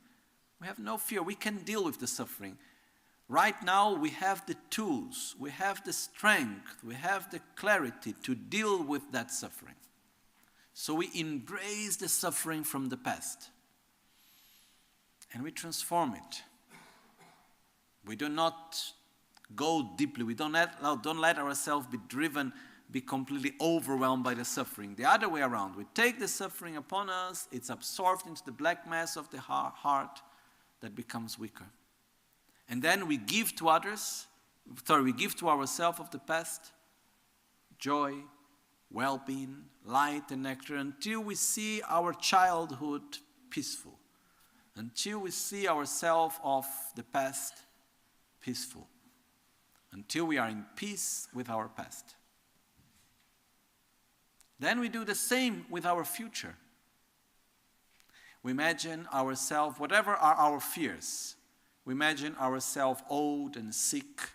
We imagine ourselves in whatever situation is there that we have fear, if we have any fear of the future. Huh? If we don't, then no need. But if we have any particular fear for our future, we imagine ourselves of the future. And then we take that suffering upon ourselves in the present, and we give to that self of the future joy and well-being, until we feel in peace with the future. Okay? And then we do it also with the present. If there is any particular anxiety or suffering relating the present, we take the suffering upon ourselves and we give joy and well-being to ourselves. Okay? It's mainly past and future. Okay? So, this is a process which is also very powerful. Because through that, we are learning in a way to embrace ourselves without entering into the judgment of what happened. We are not looking for anyone to blame here. We're not entering into, oh, what happened to me, but why it was, what did I do, what the other do. We are not entering at all into the blaming process of why I was suffering and what happened and this didn't happen, this should not have happened, and why I did this and what did that. No, we don't enter into any blaming process. We just embrace our suffering towards the present moment, and we give joy and well-being. Imagine someone that is going, imagine ourselves, if we are through a lot of suffering, and then we go to someone and the person just embraces us and don't ask what have happened, and we don't need to say what have happened.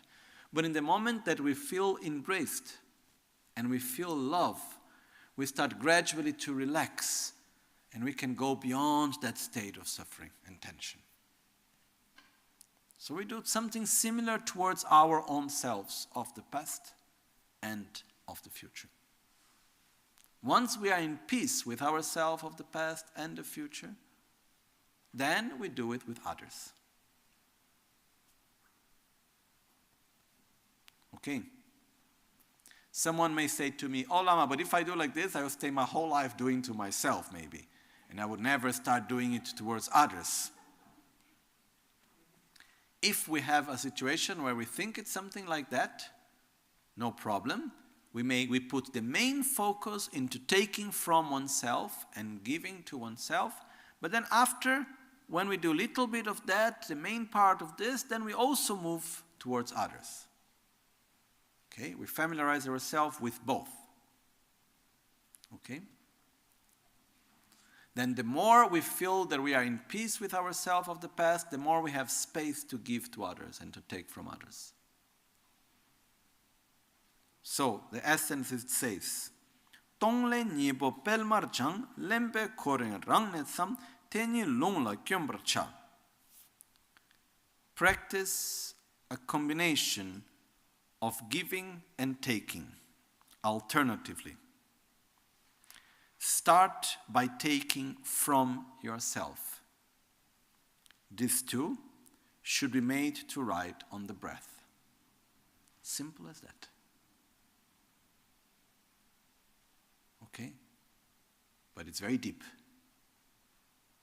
Remember that when we started explaining Lojong, there was one aspect which Atisha describes it in the jewel garland of the Bodhisattva. In the very end,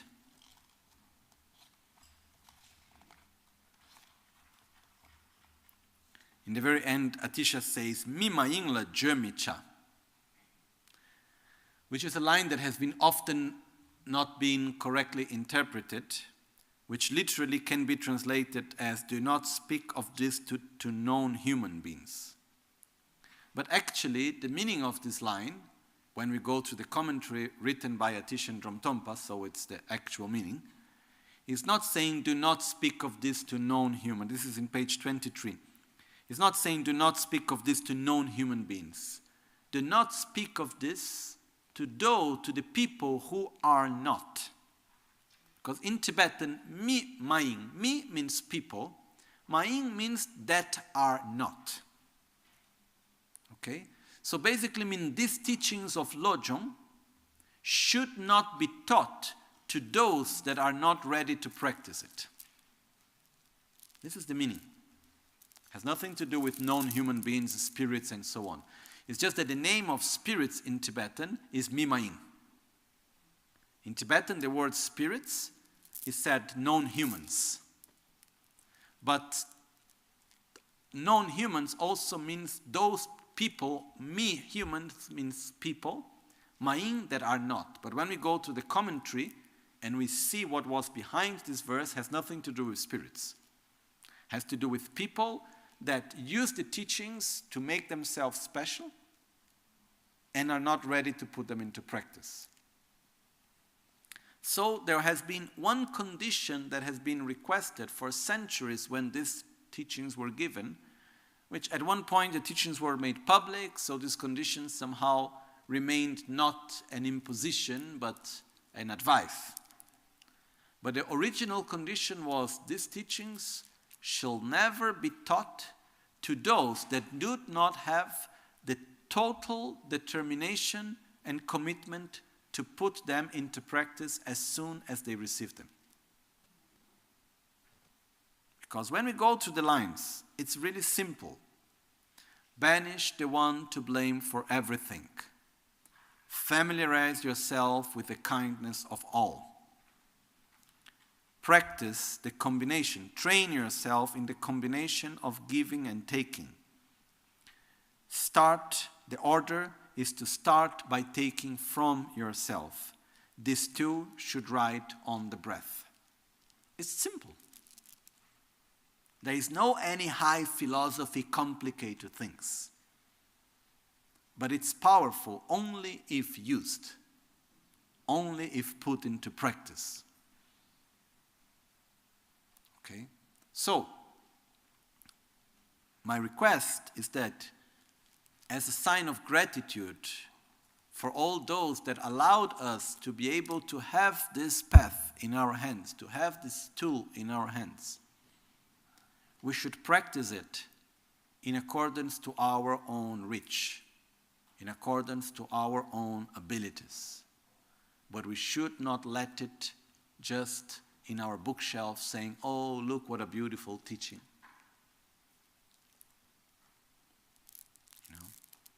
Sometimes people say, oh, Lama, the teachings were so beautiful. I don't care. Teachings are not meant to be beautiful. Sometimes they are difficult to digest. They are meant to be useful for our own spiritual path. That's what the Dharma is there for. Okay? So, it's nice to have, when the teachings are beautiful, it's also nice, but that's not the main point. So here, please, the practice of Tonglen is powerful as long as we practice it. And if we start doing it, we will see direct benefit from it. There are not many secrets, and there are some which we have shared. Okay? There is just one more thing regarding the practice of Tonglen, which is very special also. There is two ways of practicing Tonglen. During the meditation sessions and outside of the meditation session. The way how we have explained up to now is how to practice giving and taking Tonglen during the meditation session. Okay, so there we are sitting, we visualize and so on. Okay? Now there is another way of practicing in between the meditation sessions, which means all the other moments when we are not meditating. When we are in the other moments of our life, we can divide all our experiences into three categories. Pleasurable experience, pleasant experience, unpleasant experience, and neutral experiences. Okay? There are moments that we eat something and we like and it's pleasurable, moments that we eat something and we don't like and it's unpleasant, moments when we have pleasure, moments when we have pain, joy, sadness, and so on. So, normally, when we feel pain, when we feel suffering, when we feel something unpleasant, what is our reaction? I don't want to suffer. Aversion towards suffering. I don't want to suffer. So we have a reaction that reinforces our selfishness. I don't want to suffer. Okay? And normally, when we experience pleasure, what is our reaction? I want more. Again, we reinforce our selfishness. So, the attitude that we can apply is the following. When we go through a situation that is painful, that is unpleasant, that is difficult in whatever way, let's make, for example, we are experiencing headache. Okay? Then we direct our mind by saying to ourselves, may, through the healing of my headache, I heal the headache of everyone else who is feeling headache. So we imagine that the pain and suffering of anyone that is experiencing headache, it manifests through our headache, but we are not asking to feel more headache. We are actually putting energy into curing our headache. So we will make a massage, we will take a medicine, we will do whatever we need to do to take care of our headache. But we dedicate, may through the healing of my pain, may I heal the pain of everyone that is going through similar pain. So I feel the headache and I connect to everyone else that has a similar pain. And I dedicate, may by healing my pain, I heal the pain of others. So I imagine that the pain of others, it's somehow absorbed into my own pain, and by healing my pain, I'm healing the pain of others. I have a legal problem that is difficulty. Oh, may me, by solving my own problem, may everyone that is suffering from a similar problem, may I help them to eliminate their suffering by eliminating my own. Okay? So whenever there is a moment in which there is any any negative feeling, any unpleasant feeling, any suffering, may through my suffering I eliminate the suffering of all. So we use that moment of suffering to connect ourselves with others.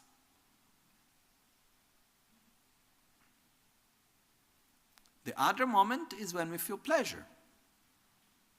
When we feel pleasure, let's say I'm drinking the water and the water is good. Oh, so good. Let's enjoy it. The more, better.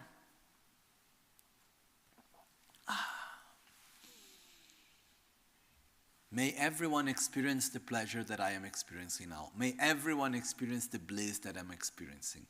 I dedicate it for others. So the more I experience pleasure, the better, because the more I can dedicate for others. There is no guilt in experiencing pleasure, the other way around. But instead of having this attachment, I need more, I dedicate, may everyone experience the pleasure that I am experiencing. Okay, so it's quite simple. No? There is one verse, one line that talks about this. I don't know if I can find right now. Let me look very quickly.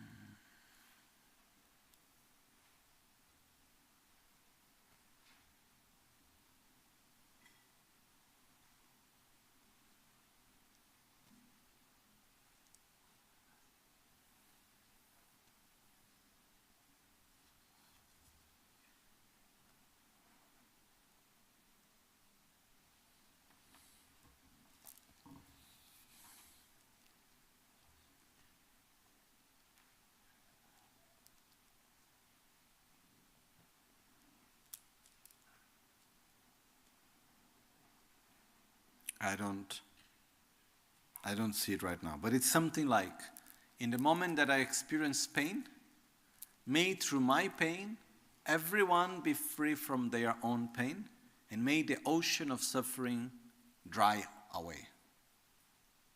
And whenever I feel joy, may everyone experience my joy, and may the whole vast space be filled with joy. There is a beautiful verse about it. I will look for it. It's somewhere in this book.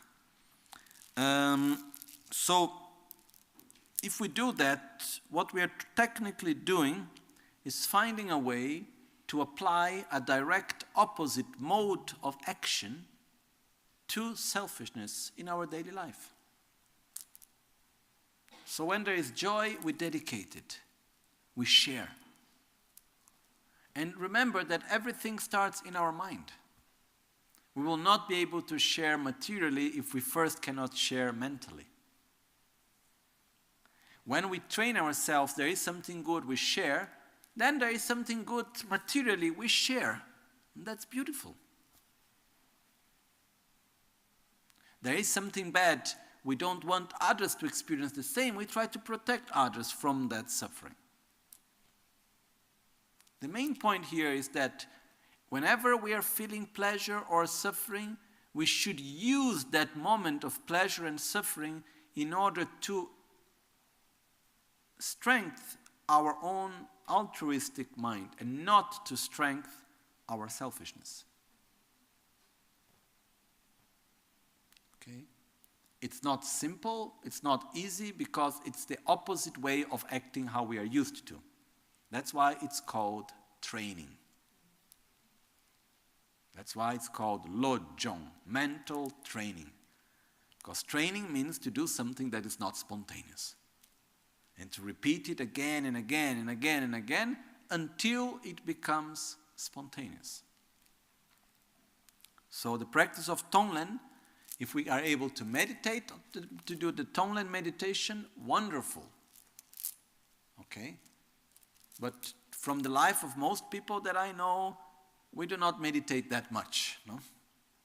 Normally in many ancient texts, when talking to the people to whom the texts were written and the teachings were given, were people that were dedicating their life like 12 hours a day to meditate. So the period between meditations were short, maximum 3 hours normally, during the day. Okay, in the case of us, some of us, the periods between meditation may last a week. Normally, minimum some 20 hours, more or less, no? So, what we do between meditation sessions, it becomes even more important, because that's what we're doing. So, because if I am doing meditation half an hour a day on Tonglen, beautiful, powerful, but then when I'm not meditating, I am reinforcing selfishness.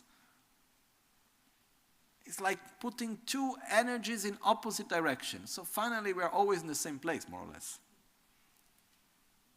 Instead, when I do the meditation of Tonglen, I change my behavior and I don't follow selfishness. I go on a direct opposite way of selfishness.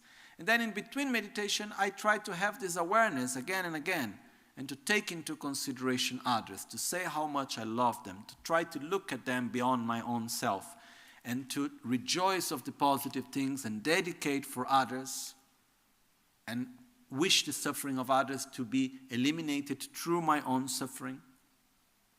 And by doing this, we are reinforcing the same attitude in meditation and between meditation. Okay? So these are these powerful tools that we have. But we will only do it if we really see and understand the benefit of bodhicitta. The benefit of feeling this incredible, immense love and compassion for others with trust in oneself, that we can do something for others. That's why we need to reinforce again and again the importance of developing bodhicitta, the importance of developing love and compassion. We need to reinforce that again and again, again and again, because, to be sincere, in our life we only do what we want.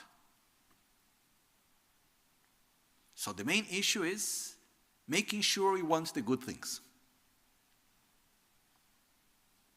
We need to direct our desire. We need to direct our aspiration, if we use a more nice word. If we don't change what we want, we can study and we can learn about bodhicitta for hours and months. But finally, what do I want? That's what truly makes the difference. So we need to make clear, I want to be a bodhisattva. I want to have this incredible, beautiful power state of consciousness. I want to live every moment of my life in a coherent way, based on love. I want to be in harmony with myself and others. And most of all, I want truly to be of benefit to others. When this becomes our main priority, when we really want it, Then we have the force and the strength to practice Tonglen and all the rest. Okay? So if you see that you do not have enough energy on developing bodhicitta, put the focus back on wanting bodhicitta. What is bodhicitta? We need to sit and again look at the advertisement of bodhicitta. Yes, it's possible. You can make it. Here are the benefits, And this is what in many texts there is a lot of advertisement made. And when we look at all the images of all these people that went through this process of, finding their own inner peace through the development of love and compassion, and we look at them and say, okay, these are like the testimonials, like the people that did it, and we can also make it. So we say, I also want to make it. But we need to repeat to ourselves again and again, otherwise we simply get lost into our daily affairs. And life goes by. And we know about Tonglen, we know about emptiness, we know about Tantra, we know so many things. But we are lost into our daily small affairs. And when we see, life is gone. When we see we want to meditate and maybe we don't have the clarity and the strength anymore, because we familiarize ourselves for such a long time with being busy with daily affairs that when we sit to meditate, our mind is not used to do it. So we need to start now. We need to focus on what do I want? Where do I want to put my energy? Because more sooner than later, I am going to die. And this is not a game. It's not a joke. It's very, very serious. So, do I want to have bodhicitta? Wow, if I develop bodhicitta in this life, that makes my life meaningful completely. Especially because once we developed true bodhicitta, we are reborn with bodhicitta. And that's already a good insurance, no? Say, wow, that's a good thing. This doesn't mean we know we have bodhicitta and when we are reborn. It's not like we have bodhicitta and then as soon as we start talking, thinking, oh, I have bodhicitta. It's not that. It's not like a badge that we take with us. It's a profound state of mind. So we need to put this objective and make it clear. That's what I want more than anything. I need to develop first bodhicitta. I need to develop love. I need to overcome my selfishness. I need to go beyond the selfishness. I need to make my life useful for others and meaningful.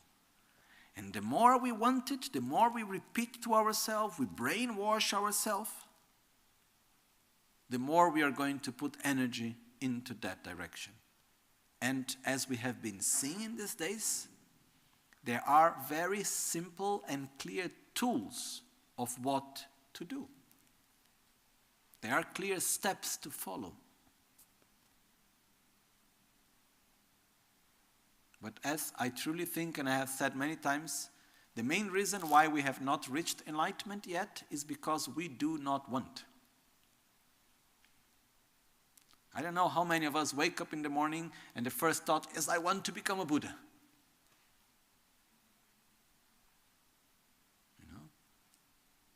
Our main thought may be, my phone. Oh, what do I need to do today? Oh, I slept too much. Oh, which were my dreams? What do? I need to go to the bathroom. I don't know. Which are your first thoughts in the morning? But the more we fall in love with enlightenment, the more we fall in love with nirvana, the more we fall in love with being a bodhisattva, the more we will put energy into that direction.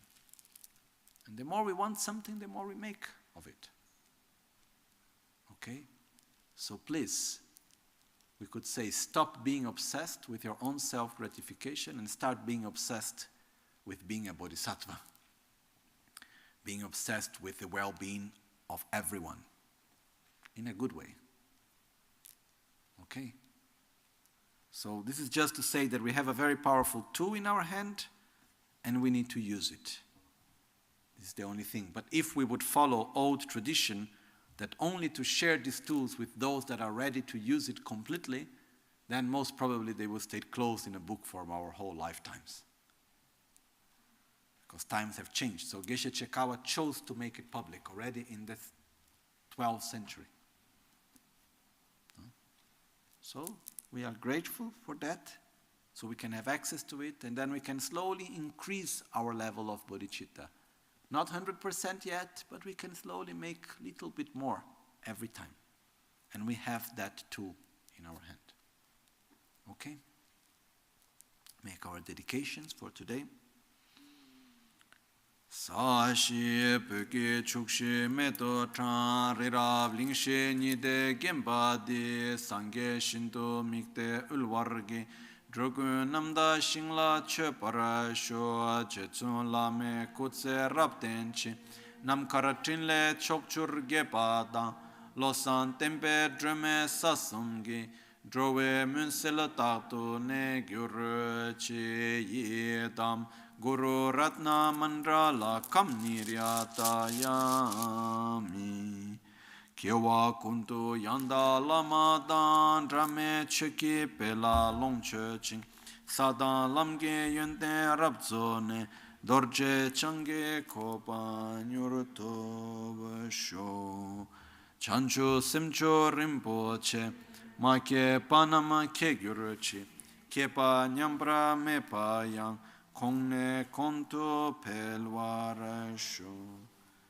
the precious mind of bodhicitta, which have not yet born, arise and grow, which has born, have no decline and increase forevermore. Nimo dele tsendele, nime kuyan delekshin, ninsen takto delekpe, kuncho sumke jinge lob, Kuncho sumke ngodrubot sol, kuncho sumke trashisho. At dawn or dusk, at night or midday, may the three jewels grant us their blessings. May they help us to achieve all realizations and path of our lives with the various signs of auspicion. All'alba o al tramonto, di notte o durante il giorno, possano i tre gioielli concederci le loro benedizioni, possano aiutarci ad ottenere tutte le realizzazioni e cospargere il sentiero della nostra vita con molti segni di buon auspicio. Grazie a tutti. Una sola cosa pratica che non c'entra con lo streaming, che solo per noi che siamo qui,